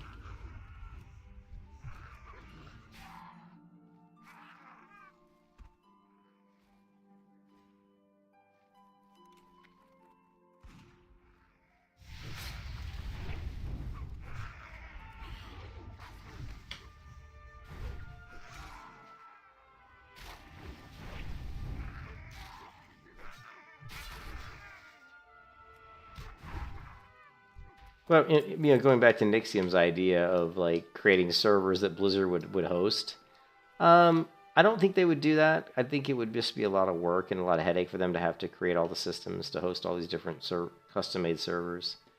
I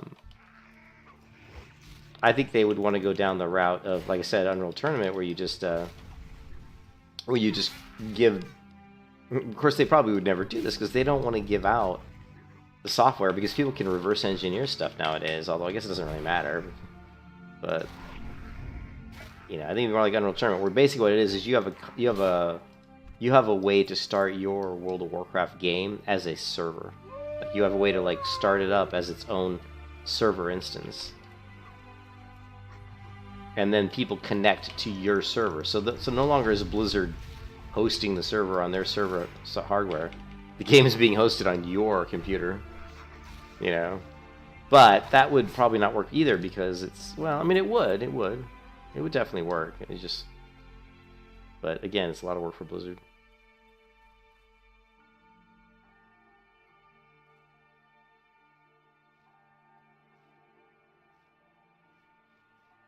Yeah, I mean, basically what I start off and I go into Savage Strikes here. So we go 5 of 5 deflection, 2 out of 2 in Savage Strikes, and then now we go into Beast Mastery. And then once we get to like level 60, we'll respec. And when we respec, we're going to go more into survival. But as I'm leveling, I wasn't really planning on going as much into survival. Although we could, it just would mean that our kill times would go down though. And I think from a hardcore point of view, making my pet do more damage and making him, stronger, probably is going to be safer for me,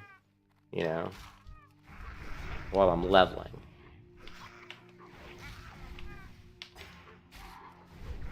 But then as I get better gear with more agility, so yeah, it's hard to say. But yeah, that was what I was going to do. Let's make my pet into, a beast, basically, where he's going to do a ton of damage.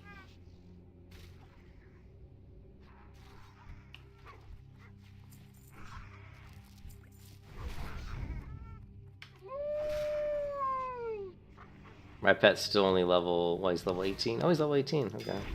I didn't realize he'd hit 18.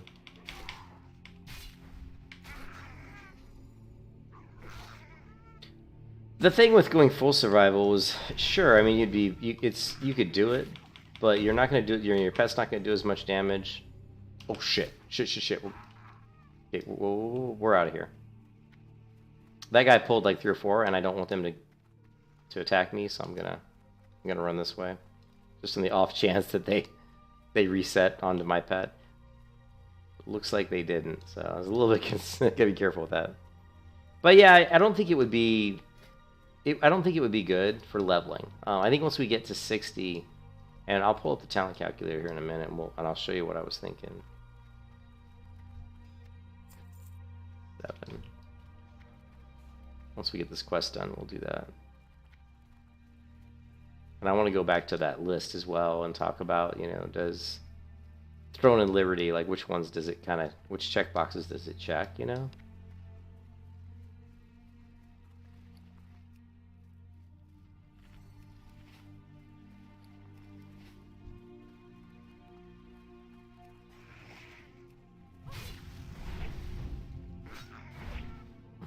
I never did that before. I wasn't sure if that would work. But I set my pet in just so that he would shoot off Furious Howl, and then I brought him back so that because he was eating some food and I didn't want to interrupt his food eating. It actually worked.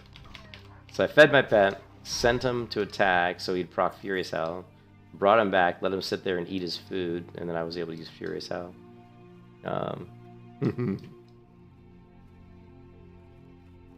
Okay, so this quest will give us a one-hand. We're not dual-wield yet. We get dual-wield at 20 though, so we're not too far off. But as we know, dual-wield it really isn't as effective as... I mean, it's just using this slow two-hand weapon for the since Raptor Strike is our primary DPS. Oh.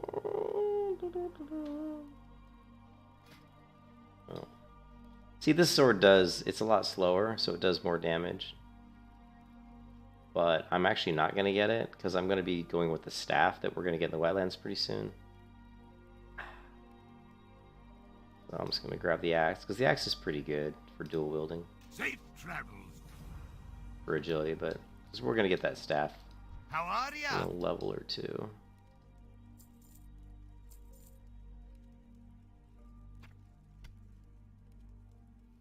Off with you.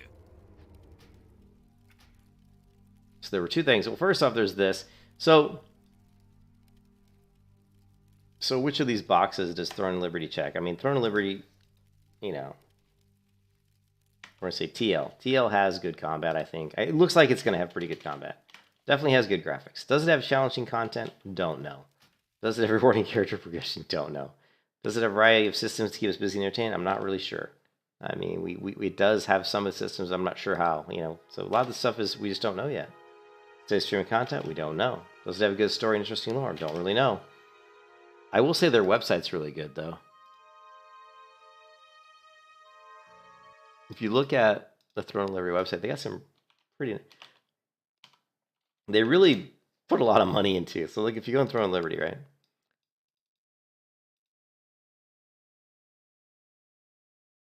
They've got the one site. This is not it, though.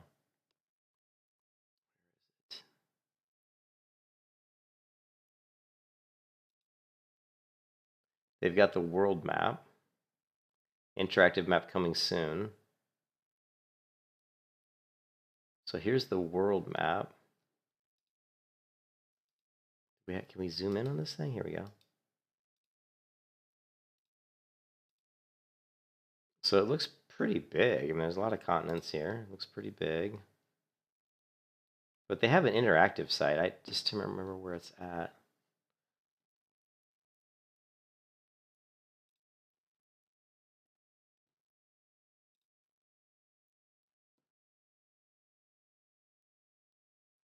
I guess that's not it. And they've got one site that actually had,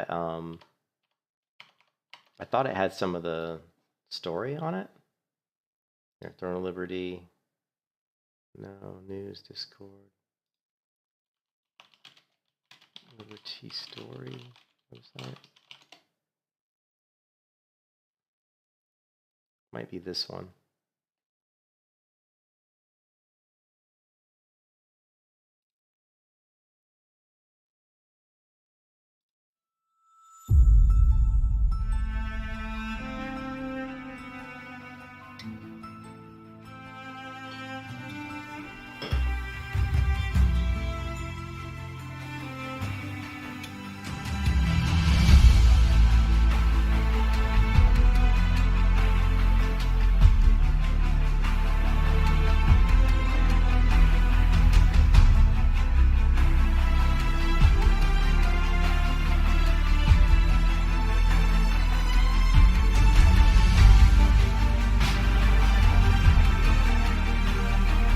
So what I was trying to say is for Throne of Liberty, they've spent a lot of time on the advertising of the game. I mean, there's a lot of effort that's gone into their websites. And if you go to them and check them out, there's a lot of really nice, artwork and stuff in here. And I can only assume that some of these things are, there's good. I mean, there's some really nice art style. There's some good.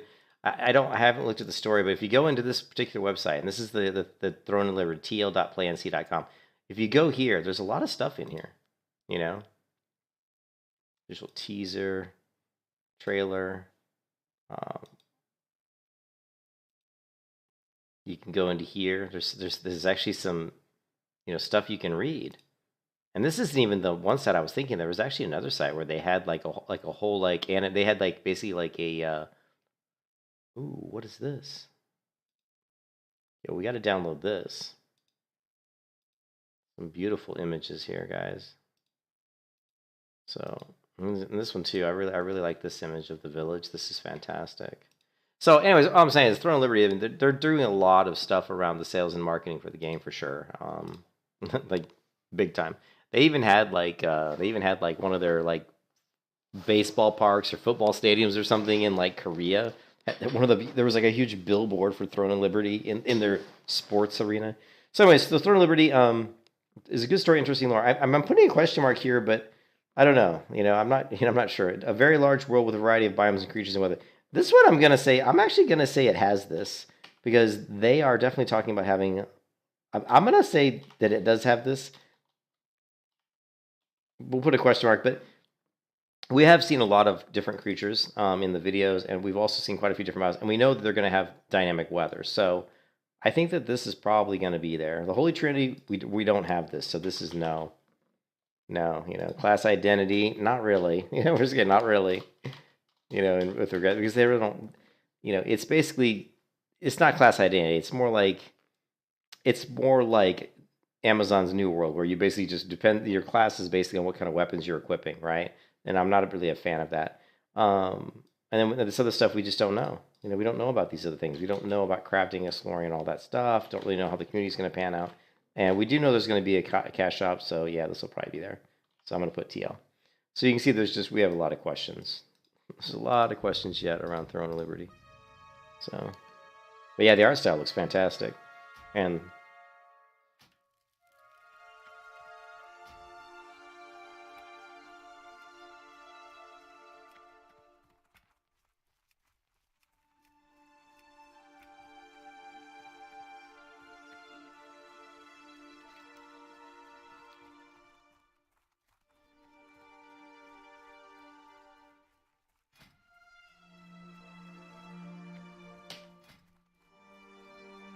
faithful.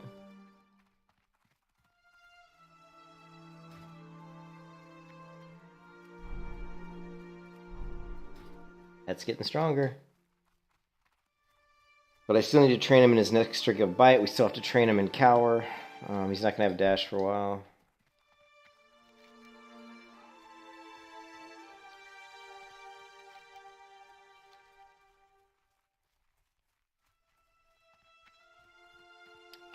Yeah, Doom. I definitely sometimes can be a little bit overwhelming. I think. I don't worry about it too much. I don't know life these games anymore. Really, I do and I do, but I don't hardcore play them. I play them for fun. So, and I'll definitely if you're worried about learning Throne of Liberty or something, you're definitely gonna just keep watching my channel, and I'm sure I'll be doing a lot of coverage of the game. So. I'll try to learn as much as I can about the game so that I can, teach you everything I learn, and hopefully that'll be enough to get you, where you need to go.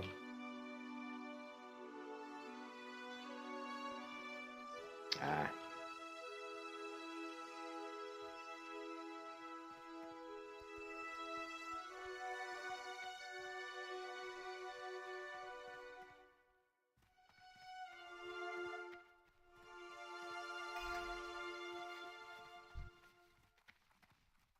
How are you?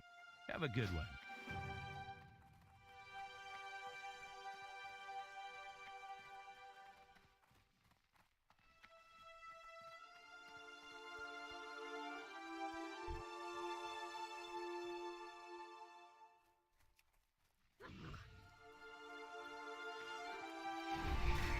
Yeah, it'll probably be out. I'm gonna guess June or I'm guessing June or July of this year it'll be out. That's my guess, June or July.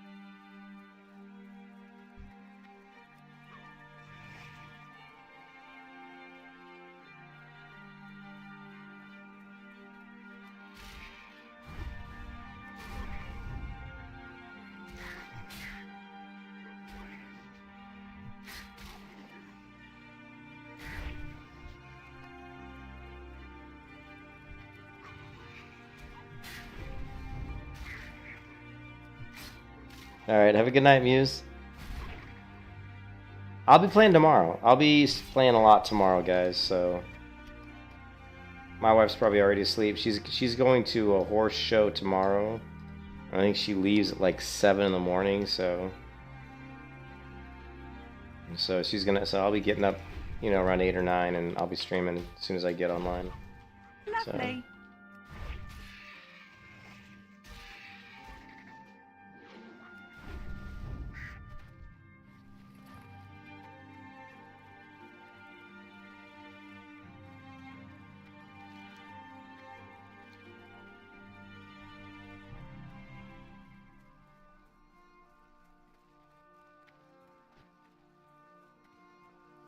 But I mean, when people talk about World of Warcraft, and I don't mean to bash WoW at all, because I've played WoW more than almost any game in the world. Watch out for the troll. Yeah, no, not too soon. But I'm not bashing WoW in any way. I mean, WoW is one of the greatest games I've ever played. But when I see all these videos about doing like custom, like doing like WoW private servers, like custom content, and all these different iterations of all this WoW stuff, I really don't have that much interest in it. I just think that like trying to do like a WoW Plus server, I mean, although I think it would be really fun and cool, I just don't think it would be as cool as having a new MMO. You know what I mean? Well, you work at 3 a.m. You have a hardcore warrior going on 16. Nice. Hardcore warrior is tough business, man. But I just think that like you know, it's time for a new game. I mean, we've played WoW for so long, you know. And I'll continue to play WoW for probably forever, but you know, I just think it'd be a lot more fun to play something new, you know. I mean, I feel like WoW would have benefited by not, like, just think if World of Warcraft would have put out like if they just would have stopped WoW altogether. Like, let's say if they came out with Cataclysm, and Cataclysm they felt like it wasn't that good, and they just didn't make any more expansions, and they stopped at Cataclysm, and then they didn't do anything for like 10 years, and then they came out with Vanilla Plus. You know, then I think you would have had a lot more success. You know, I don't know, whatever. I just think the game's, you know, the game's been around, so people are thirsty for, you know, something new, something different. How much time do I have left on this one? Oh, we got 10 minutes. We got plenty of time.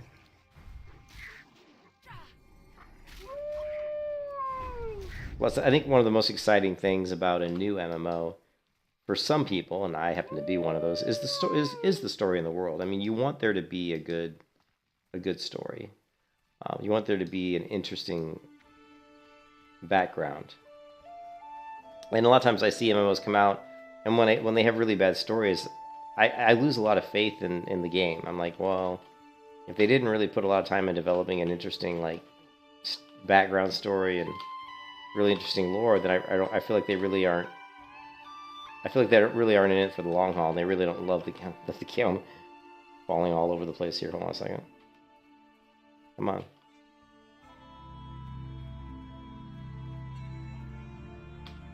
All right. I wasn't focusing enough. Focus your energy. Focus your chi. You know, like, for example, Guild Wars 2. You know? Are you going to sleep? Too? Well, good night, guys, whoever's going to sleep. Safe travels. See you later. But like, for example, Guild Wars 2, that you could tell they put a lot of time in developing, you know, the story and the character stories and the world story, and to me that just shows that the developer cares about the game. You know, they care about what they're doing. They care about the quality of the product. And sometimes you see games come out and there's the lore and the story is almost like an afterthought. And to me, then it just feels like a cash grab, you know? We're just here to take your money, you know? That's what it feels like. Like New World, I thought New World, I mean, you could tell they were really into the game. I mean, it wasn't the greatest story of all time, but they definitely were trying really hard to make the game good, you know?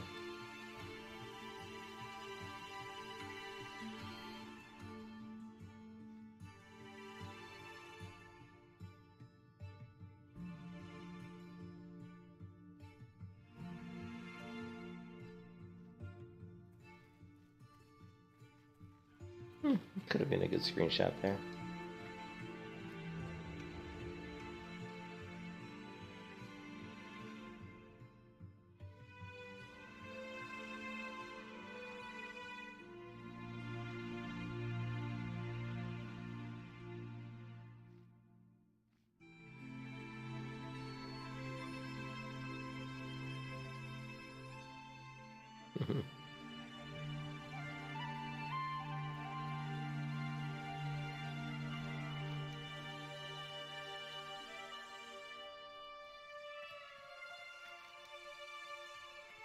Yeah, 10 minutes left. Every time I do this quest, there's always somebody here killing the mobs I need to kill, like every single time, and it always stresses me out because I'm always like, shit, I'm not gonna have enough time.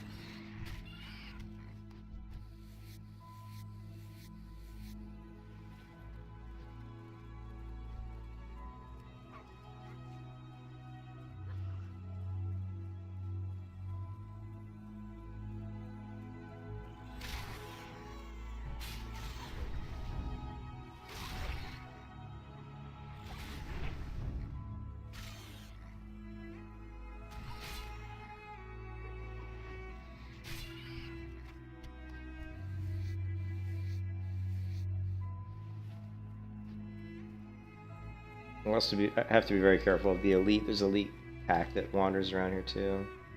It's always a danger.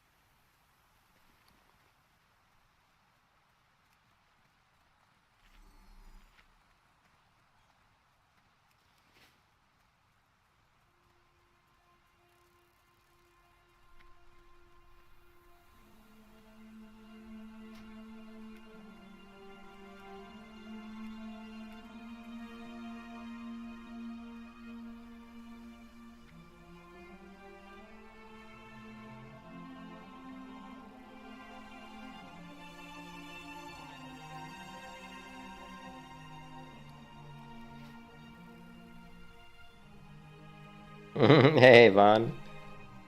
She's okay. Level 19. Yeah. I think my playlist is called because I create a playlist for every character that every hardcore character that I create. And let's see, the playlist for this one is literally called Vael Salvation. There was Vael Take 2, Power Outage killed the first one. This one died to the Troll Priest, and now we're on Vael Take 3, and I just called it Vael Salvation.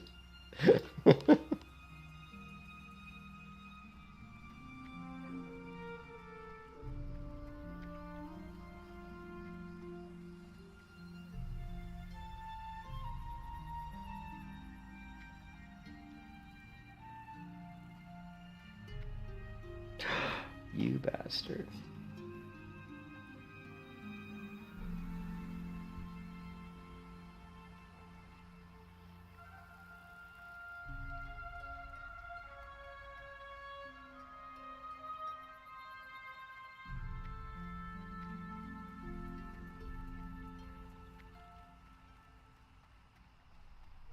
Hello. See you around.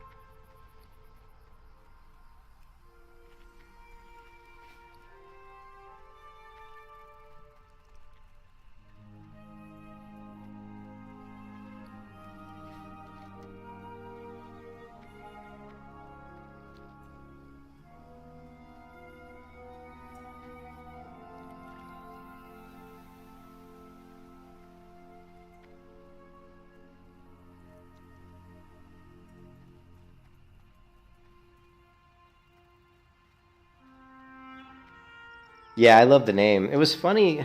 I actually saw somebody with the name. And I've done Shady Vael. Like, I've created a character called Shady Vael. And I've done different, even iterations of that name.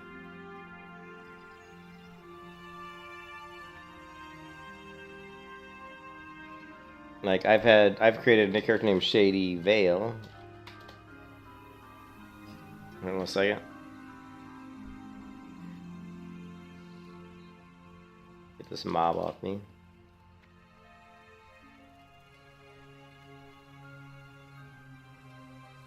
That was a bad jump, wasn't it? That was a bad jump. Actually, see, someone saw me in game today, Vaughn, and said they said that's the greatest name ever. They actually said that. Like, that's the greatest name ever. But What can I do for you? but it's a name I'd thought of before, but it was never available. Right? So I've created a character named Shady Vael, and I've also created a character named Shady Vael, like this. Like that. And so I'd thought of Vael, V-A-E-L.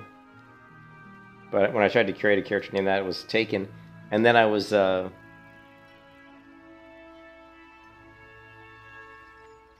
then I was, I think, in hardcore playing, and I think I saw a character with that name. Or no, I just tried, I created a new character. I was like going to create a hunter or something, and I tried the name again, and it was just available, so, yeah. It's always interesting trying to come up with names that are unique, that aren't, obviously, that aren't, people haven't already used, because, it's WoW. People pick most of the names, most of the good names.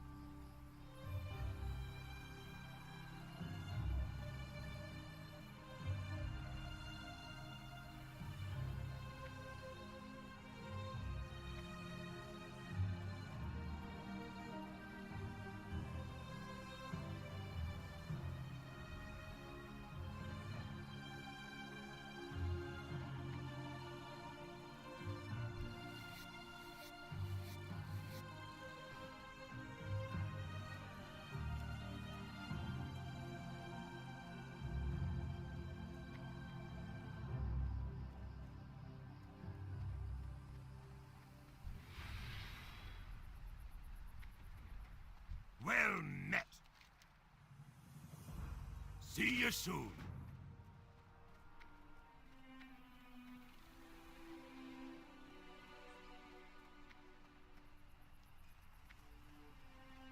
Yeah, definitely. I like to have, you know, like I've used a lot of the same names pretty much throughout my entire, you know, yeah, I've played WoW ever since it came out. I played beta WoW in 2004, so there's certain names that I've used for a long time, and it's hard to find unique names. You know, Talk to me. Hey, good. for example, my priest, because I could never get the name Faith, but I liked Faith, is Faith Driven, you know, which is basically, you know,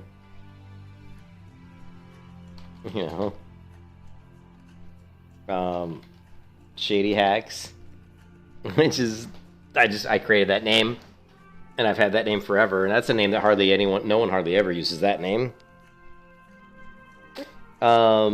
Other names that I've come up with, nope, not the, not that one, hold on a second.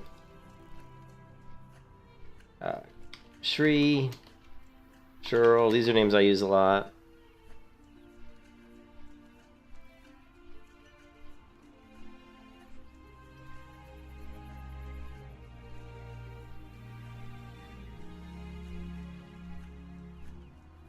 Oh, here's one that I came up with that people don't. That's kind of my own unique name that no one ever really has used that name. Like I've never seen anybody with that name, Shyborn.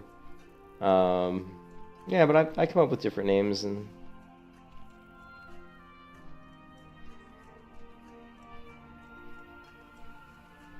But now we can add Vael to the list of interesting little names that I've kind of made my own.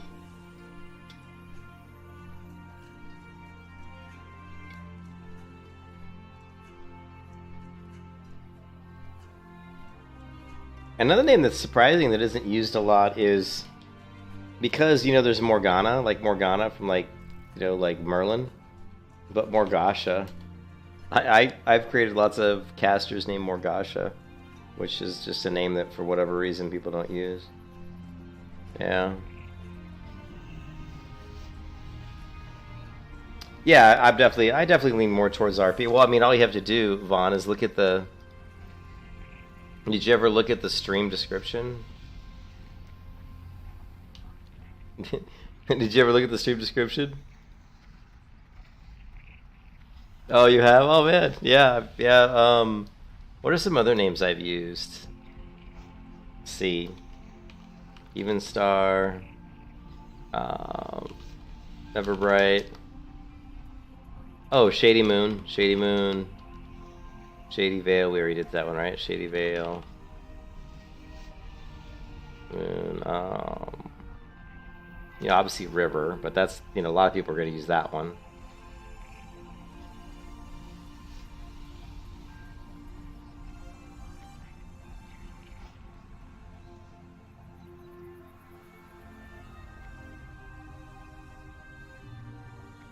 Did you read the stream description, Vaughn, on the character back? Did you read the character background on Vael? I put like at least 5 minutes into that.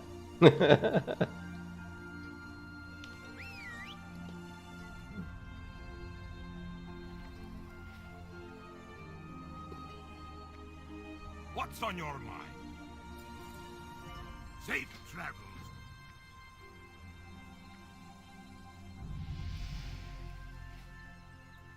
Alright, I think he may be my best friend. Let's see. Yep, Hopper has now just become my best friend. Alright, so do we want to go back to...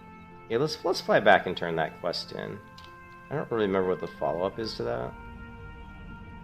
But since we're right here, might as well.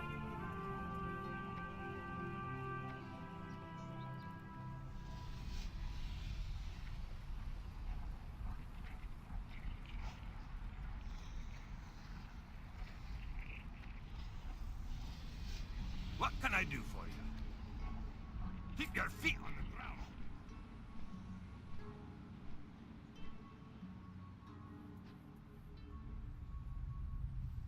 Oh, the Palion Everlook? Yeah, yeah.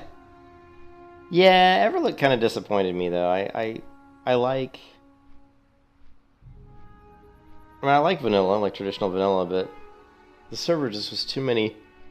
Yeah, there's just too many like Chinese and just I don't know. There's too much drama and I just it wasn't my scene. I don't think. You know what I mean?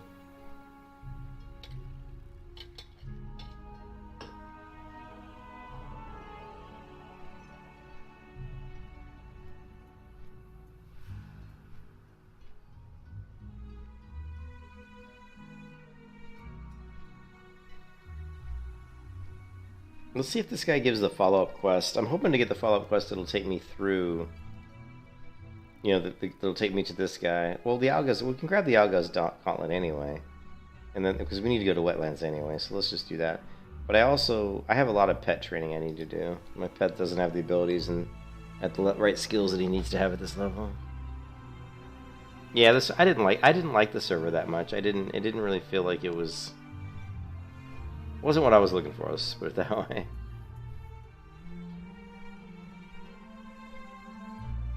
Oh.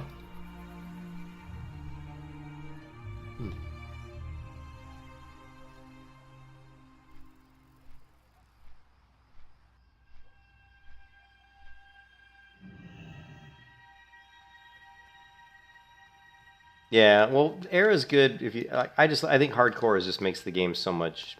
It just makes the game great, you know. I've talked about it so many times, but if you're playing hardcore, you can't trade with the players, you can't use the auction house, so immediately you've eliminated real money transactions, you've eliminated, gold buying, gold selling, boosting, all that stuff just gets thrown right out the window when you're playing hardcore. And to me, those are some of the biggest things that ruin the retail version of the game. No. Speak with Holdar.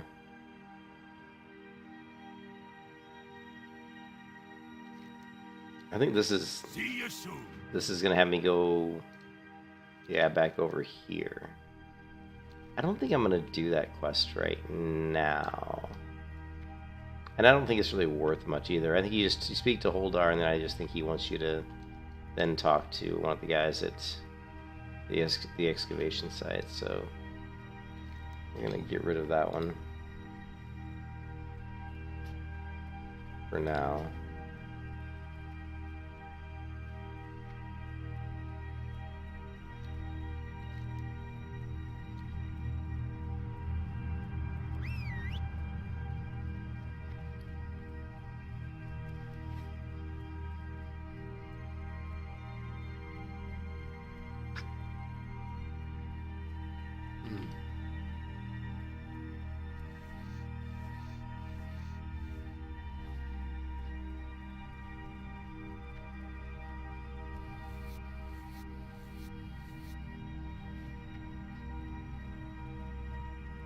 Yeah, the one thing too is like, it is a game changer. One thing too is like, when I originally leveled my warrior to 60, my hardcore warrior to 60, the first one I did, cute hardcore, cute HC was her name. I died on that character like 5 or 6 times. I mean, I died a lot on that character because I had never really done a warrior in hardcore. I'd never really played a warrior much in vanilla, to be honest. And well, I had, but it had been a long time, and I didn't really understand how the leash mechanics were working because I'd played on a private server where the leash is reset after a certain range, no matter if you continue to hit the mob or not. They just always reset. So I thought, in my mind was thinking that was the way they worked in classic era, which they don't. Anyways, the point I'm getting across is that what I found is when I died 2 or 3 times on the warrior, that it just made me I'm a very stubborn person. And once I got it in my mind that I'm going to do something, I'm going to do it. I'm going to keep going until I get it done. And I want to get this melee hunter to 60. So, I mean, no amount of deaths is going to stop me from getting my melee hunter to 60. So, dying to the power outage was just one stepping stone. Getting killed by the troll priest was the second stepping stone. So yeah, rest assured this character will reach 60. Because I'm too stubborn. I'm too stubborn. It's just one of those things, man. That's what happened with the warrior when I died. Like, of course, I was dying. Like I said, I was dying to a lot of stupid shit. Like, because I kept hitting mobs trying to hamstring them to run away, and it just kept resetting the leash. And once I realized how the leash worked, then it was a lot easier. So, I mean, just look at my second warrior that I tried to get to 60. She's 46 sitting in right now, and I never died on her at all. I mean, I never died again on a warrior. Once I get that warrior to 60, I've never died on a hardcore warrior again. So.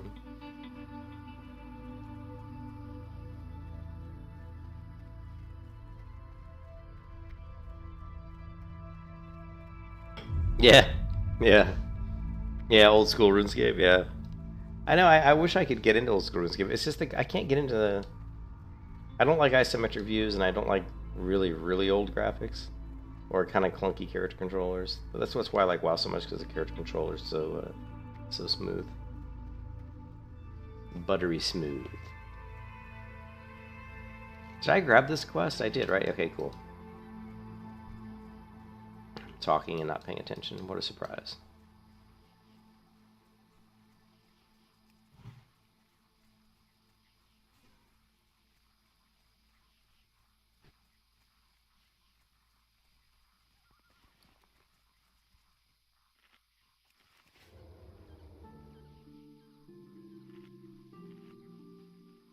Yeah, it does. Hardcore adds the challenge to the game. It takes away all the bullshit that people try to get away with.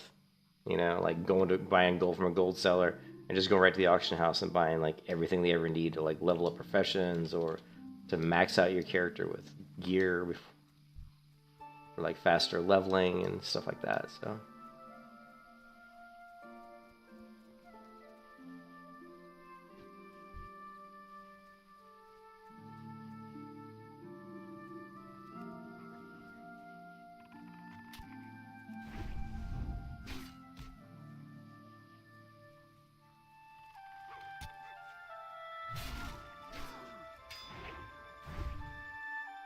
Lovely.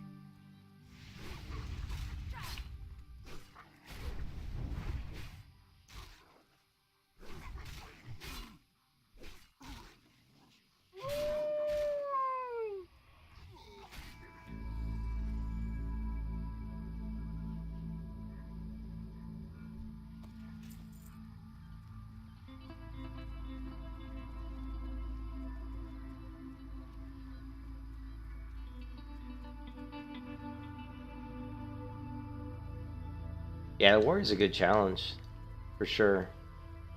Definitely. I like doing and the warriors plus the warrior's a really fun class. If you do the warrior correctly and you get your like shield and your, get your shield, get your sword, get your two-hand weapon, and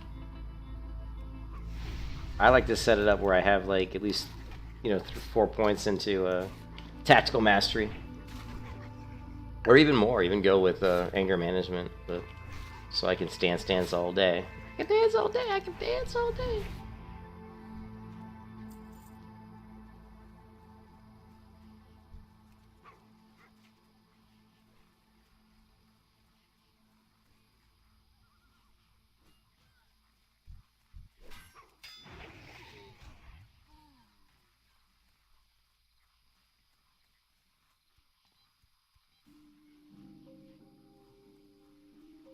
I don't really like to go down and next to this area here because there's so many. You see, there's 1, 2, 3, 4, 5. A little dangerous. I've seen people die getting down and just aggro on that 4-pack there.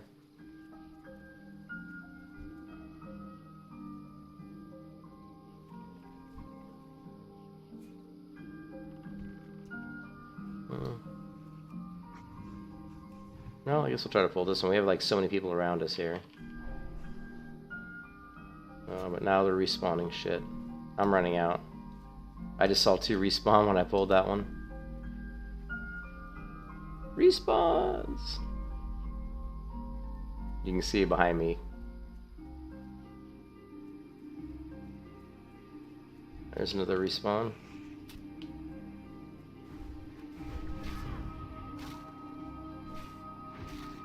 Oh, yeah, the warrior will definitely open your eyes a little bit.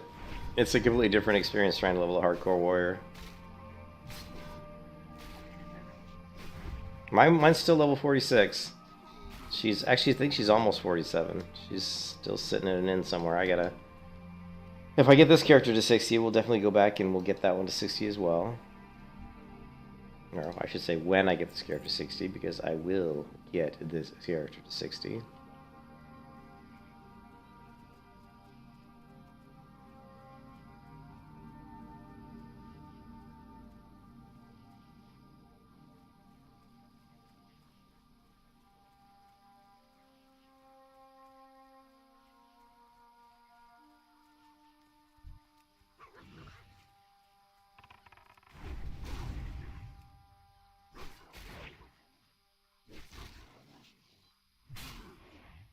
Yes, Vael will definitely achieve salvation.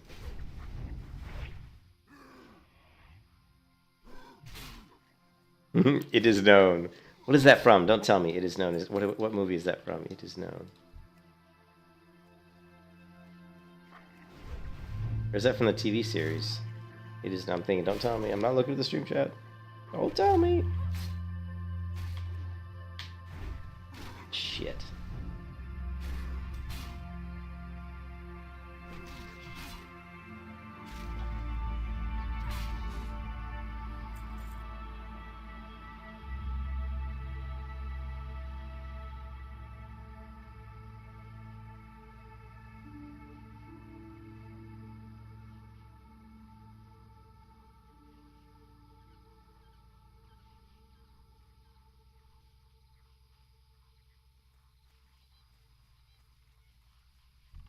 I guess it came from Game of Thrones?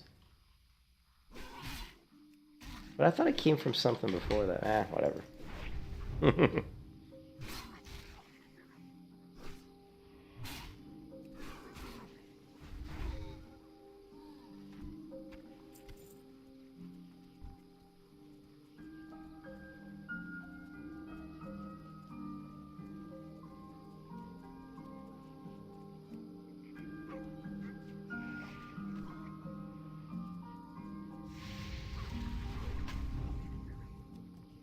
Yeah, I think it was in Game of Thrones.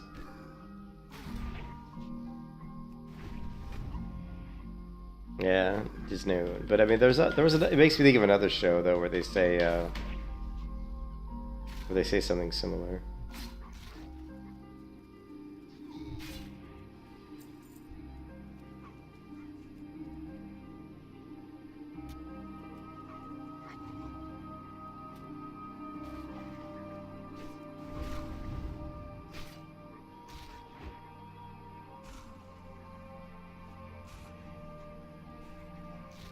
Yeah, I have spoken. Yeah. Oh, that is it. No, that's it.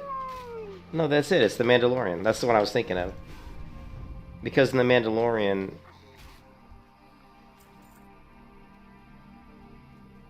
they always said, like, about... Maybe it wasn't It Is Known. Remember how they always said, like... Oh. That's a good show, by the way.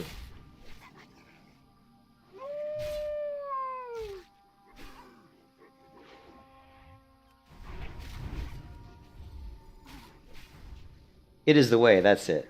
Remember? it is the way. It is the way. So whenever I think of like it is known, it makes me think of it was making me think of the Mandalorian where they said it is the way, you know, or this is the way, not it is, this is the way, you know.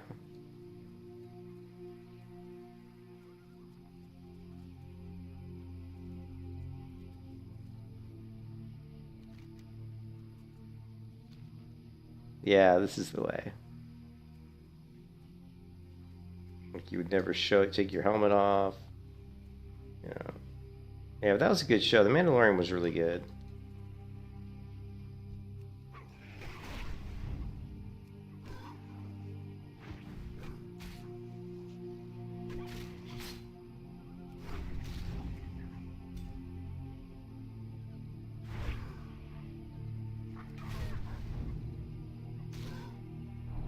Yeah, Kenobi was disappointing. It wasn't like horrible, like, but it definitely was not. It definitely was a little disappointing, I thought.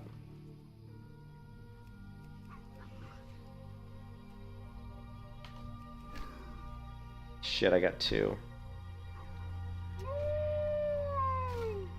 Okay, can we run out or no? I don't think we're gonna be able to run out.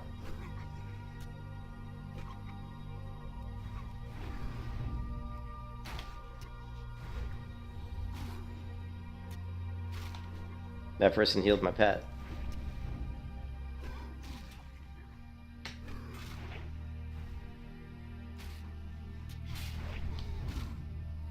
I don't think they realized that I had this scout on me.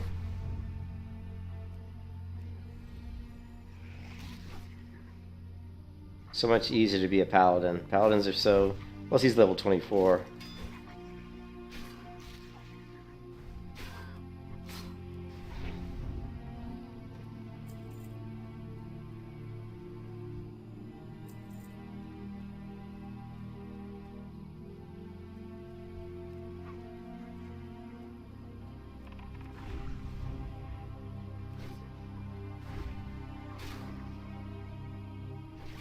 Yeah, you were well. Yeah. Yeah, I mean, I'm older, so I grew up with... Well, you grew up with the prequels, yeah. I mean, I grew up... I saw Star Wars, the original Star Wars movie, in the theater. I mean, I think it came out in 77? 77 or 70? I saw it in the theater, so I was like... I mean, I was 7 years old in 77. I would have been 6 years old in 66, but yeah. I'm old. I am old like the dinosaurs.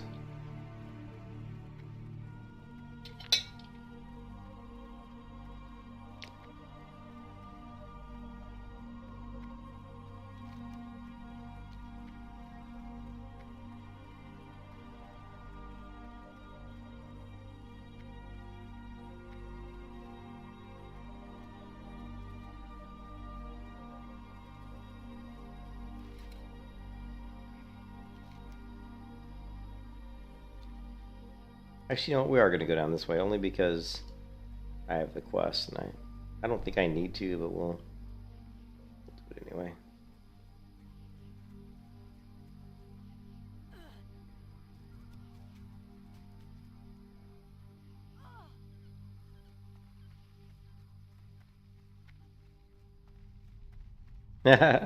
Yeah, people always say that I sound like a lot younger, so... Yes, I sound a lot younger. I sound like I'm just a little kid. I like to play video games. I'm just a little kid.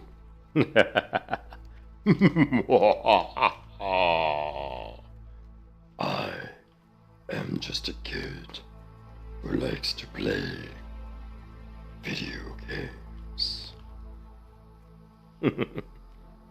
That always hurts my throat when I do that.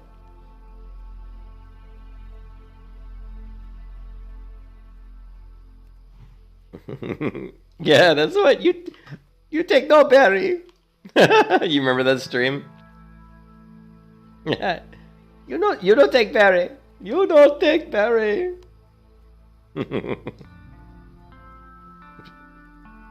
You don't take berry.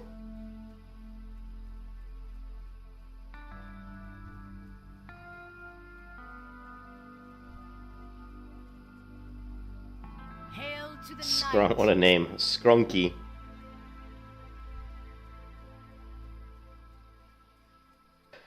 We are about to level 20. You know what that means? That means aspect of the cheetah. Dual wield. That means there goes all my money.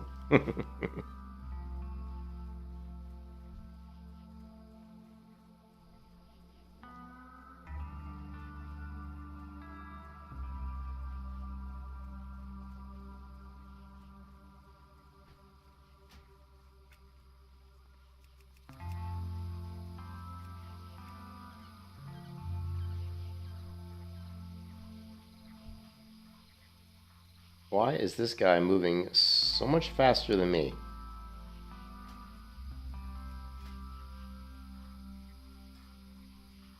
There's a hardcore tab? What?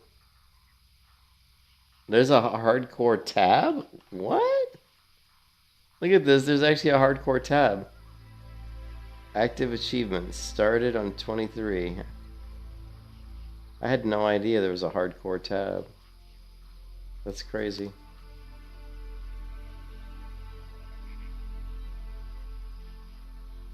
Yeah, big paladin hardcore. The troll priest that killed me was called, what was it, like long third leg or something? Long third leg. 4, 5, 6, 7, 8, 9, 10. Yeah, that'll fit. Yeah, that was his name, long third egg, which is just stupid. Stupid name.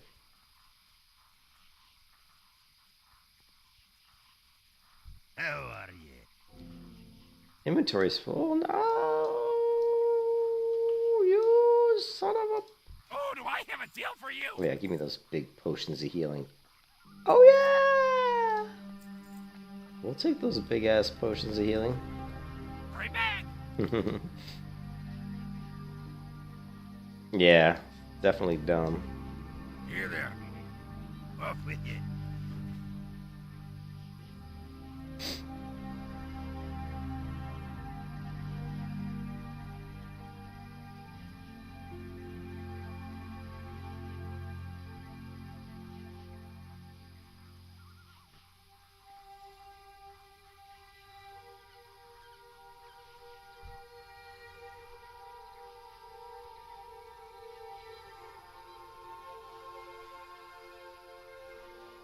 Hmm.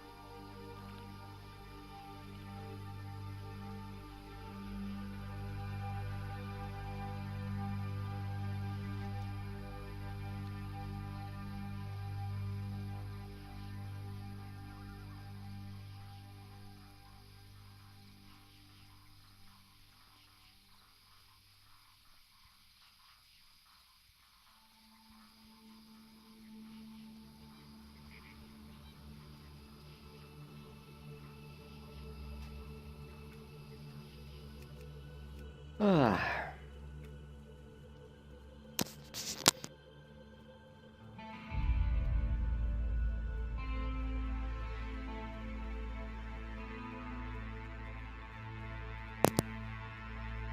Yeah, I'll probably log out in a bit. I'm not sure.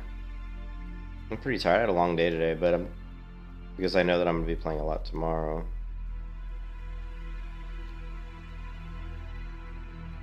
If I could get to like 25, That might be pushing it though. I like to get to at least 24 tomorrow.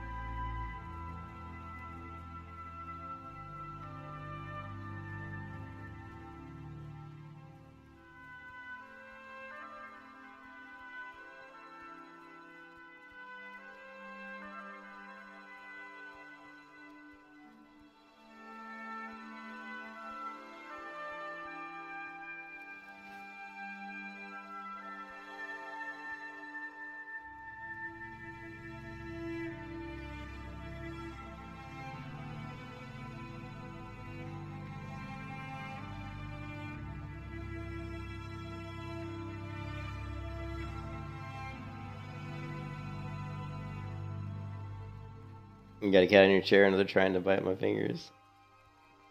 Yeah, luckily all my cats are asleep right now. They were like I've got this the kennel for the dog, right? And on top of the kennel there's a big blanket, big furry blanket. And two of the cats are laying on that. And then the dog's asleep in the kennel. And the other cat's asleep in the cat tree by the window. What's on your And my wife's asleep. So everybody's asleep except for me. Well met. Alright, so level 20. And I think we're, I don't know, what are we at? 1 day, 1 hour, so 25 hours.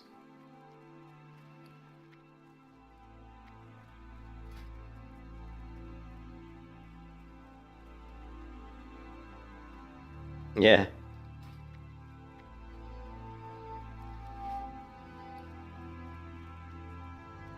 What's on your mind?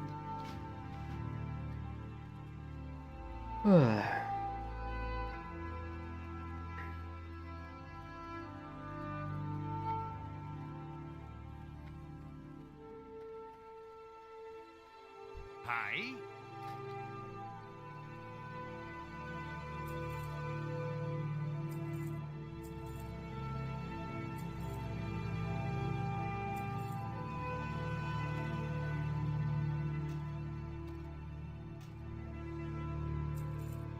See you soon. And there's Joe. What's up, Joe? I'm going to sleep. I'm going to bed, and I'm tired. I am tired.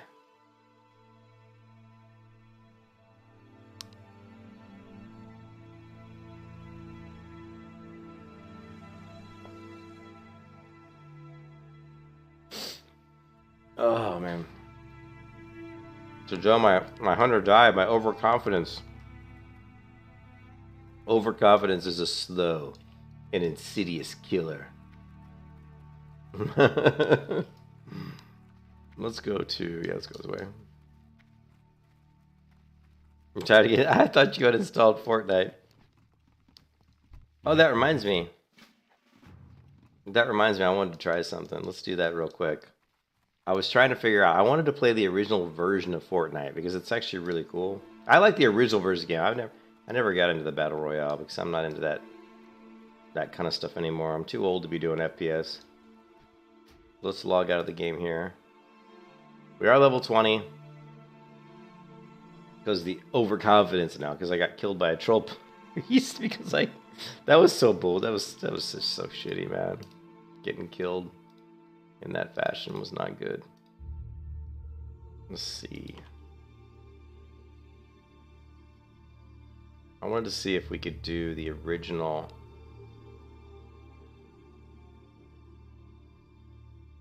I'm not sure if it'll if it'll let me do. I want it to go through the animated thing. I'm not sure if it will or not though. The same thing happened to Stay Safe.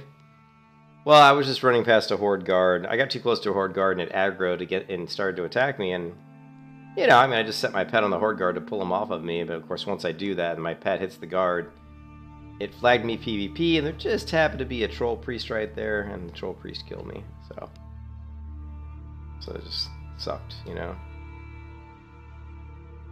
My own fault for having the camera zoomed in too far. I just forgot that the trolls are off to the left side of the road as well as the right. I knew they were on the right. I didn't know there was a troll camp on the left. Wow.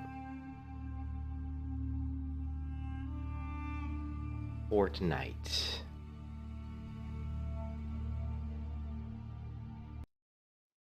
So I want to see something. If you go into Fortnite, right? And I haven't played Fortnite in God knows how long. I mean, even the loading screen looks completely different. And why is The Witcher standing in the middle of my loading screen? I have no idea. Fortnite's such a different game than it was, you know,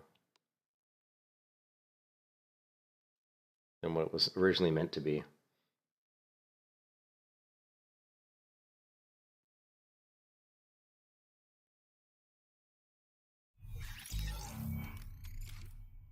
So if you go, let's see, close. If you go here, gotta figure this out. You go to play, all right, and you go to here, see? And you change it to this, save the world. Will it let you do it from the beginning?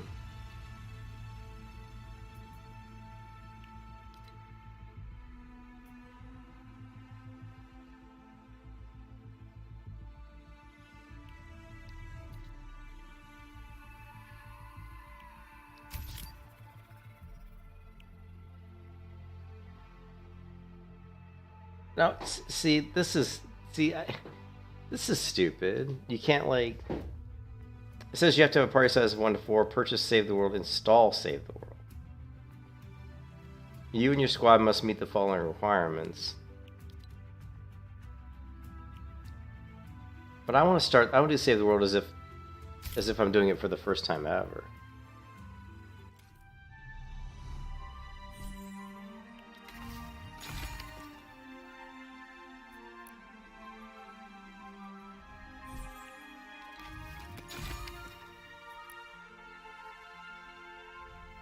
Why does it keep giving me gift boxes?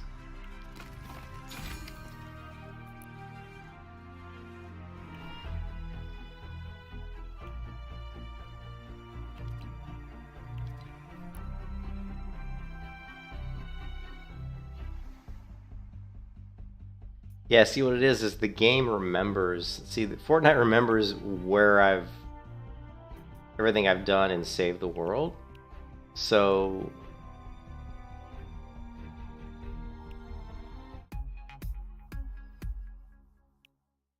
I don't think I can. Let's see, no fill.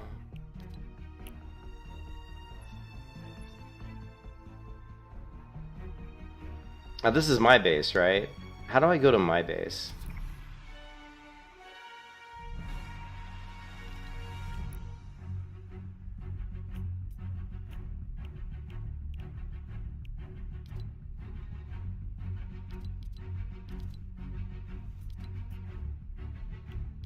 I guess this is me? What I was looking for, what I may have to do is I may have to create a separate account and play Fortnite with a separate account to actually be able to do what I want to do, which is to play Fortnite as if I've never played it before, because I want to be able to do the original game playthrough. You've never seen this before? No way. You've never seen this show? Here, let me... You've never seen this before? So you never played the original game before they had all this bullshit fucking, you know, before they had all the Battle Royale stuff?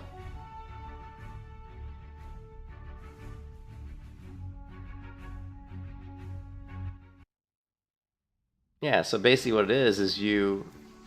Whoa. Terror in one convenient pack. Your atlases are standing by. Oh my god, the controls are like way too sensitive. Bonus challenge is now available. Where's the,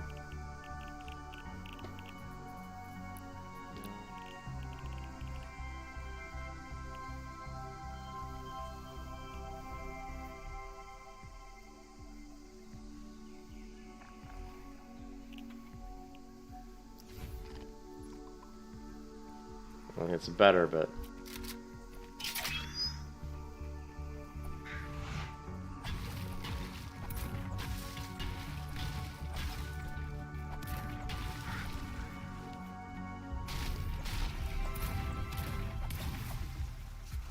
How do you zoom the camera out? Can you zoom it out?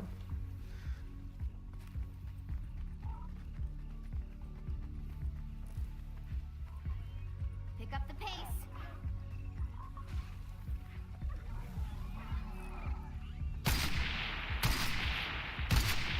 Oh my god, I can't hit anything.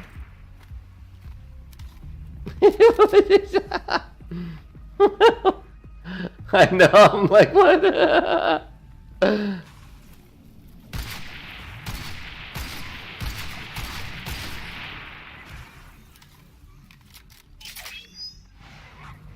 I don't even know what this weapon is. Let's see.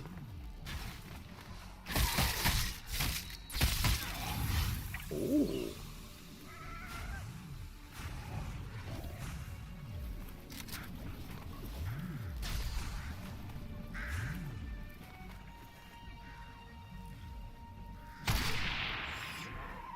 Target not yet located.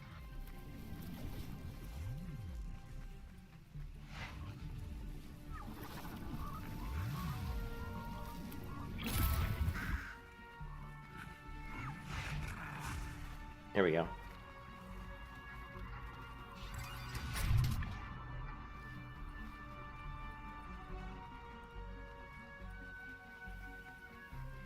How do I build? I don't remember how to build, dude. Let's reload. How do you build? I can't remember. I don't remember how to build. Oh wait, F1? Wait, what?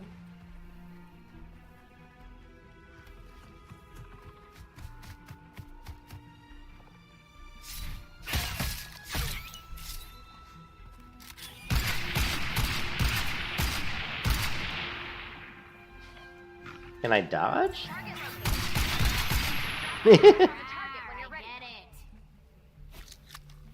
You don't have... Yeah, well, you have build, dude. No,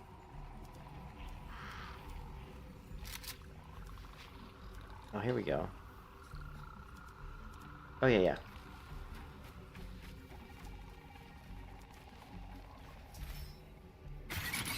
I just threw down a trap. Not what I was trying to do, but okay.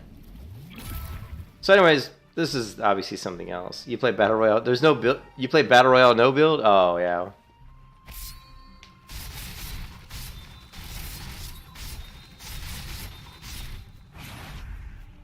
What did I just do? I jumped her. I did some sort of weird jump.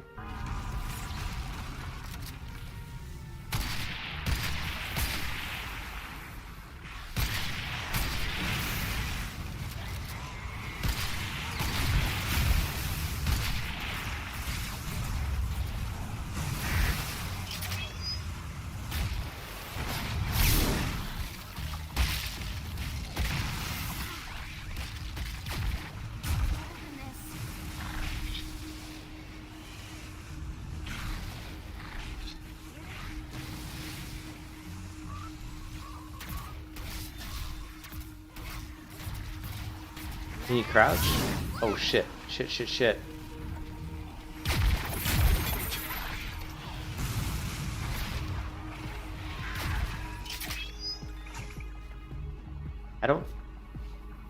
I haven't played this game so long, I don't remember how to play it. Woo! Boy! What is this?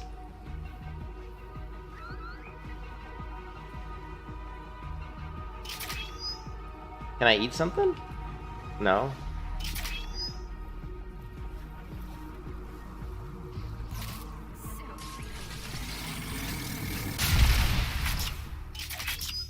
All right.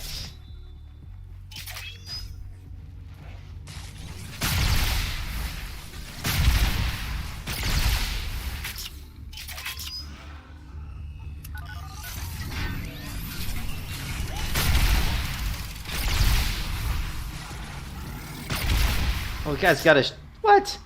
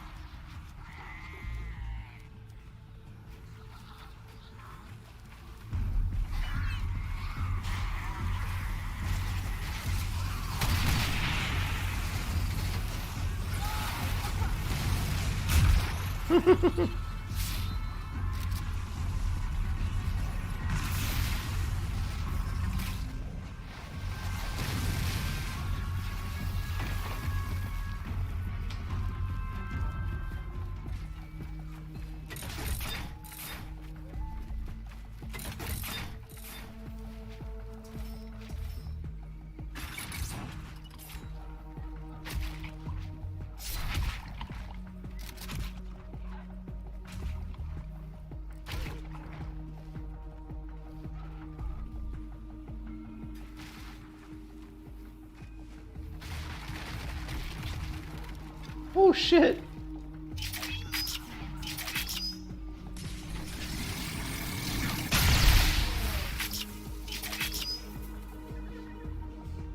Oh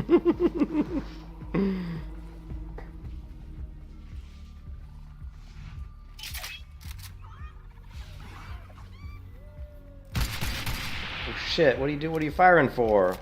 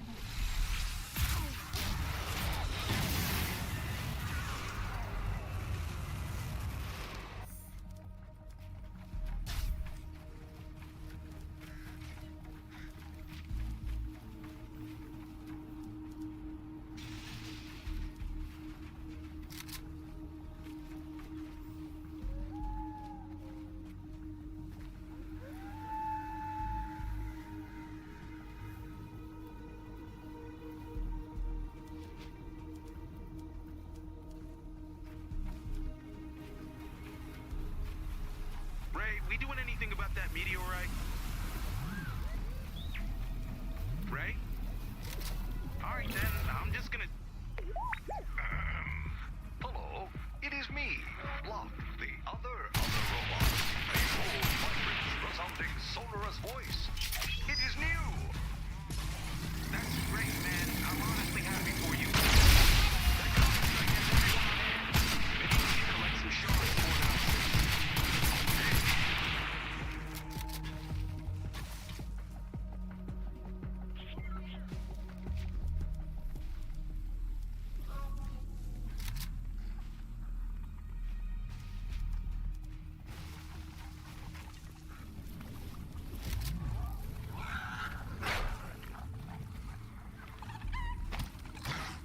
Throwing food at this guy? That's not really gonna do much, is it?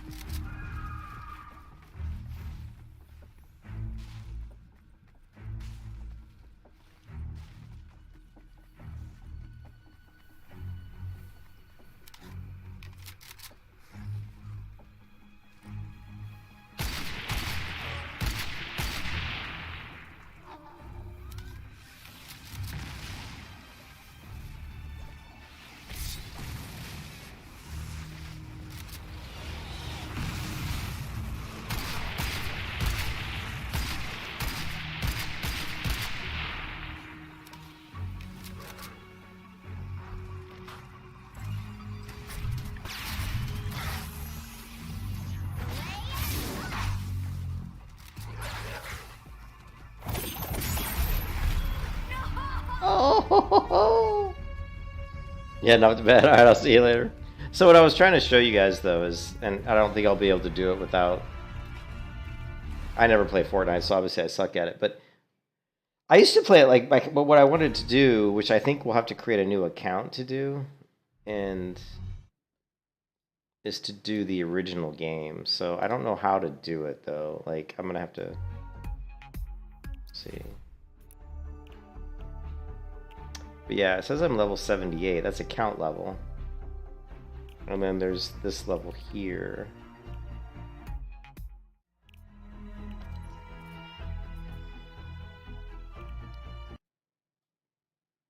But I don't really know how to do it. I'm going to try to figure it out though, because I definitely want to, you know, how can I play Fortnite Save the World from the beginning?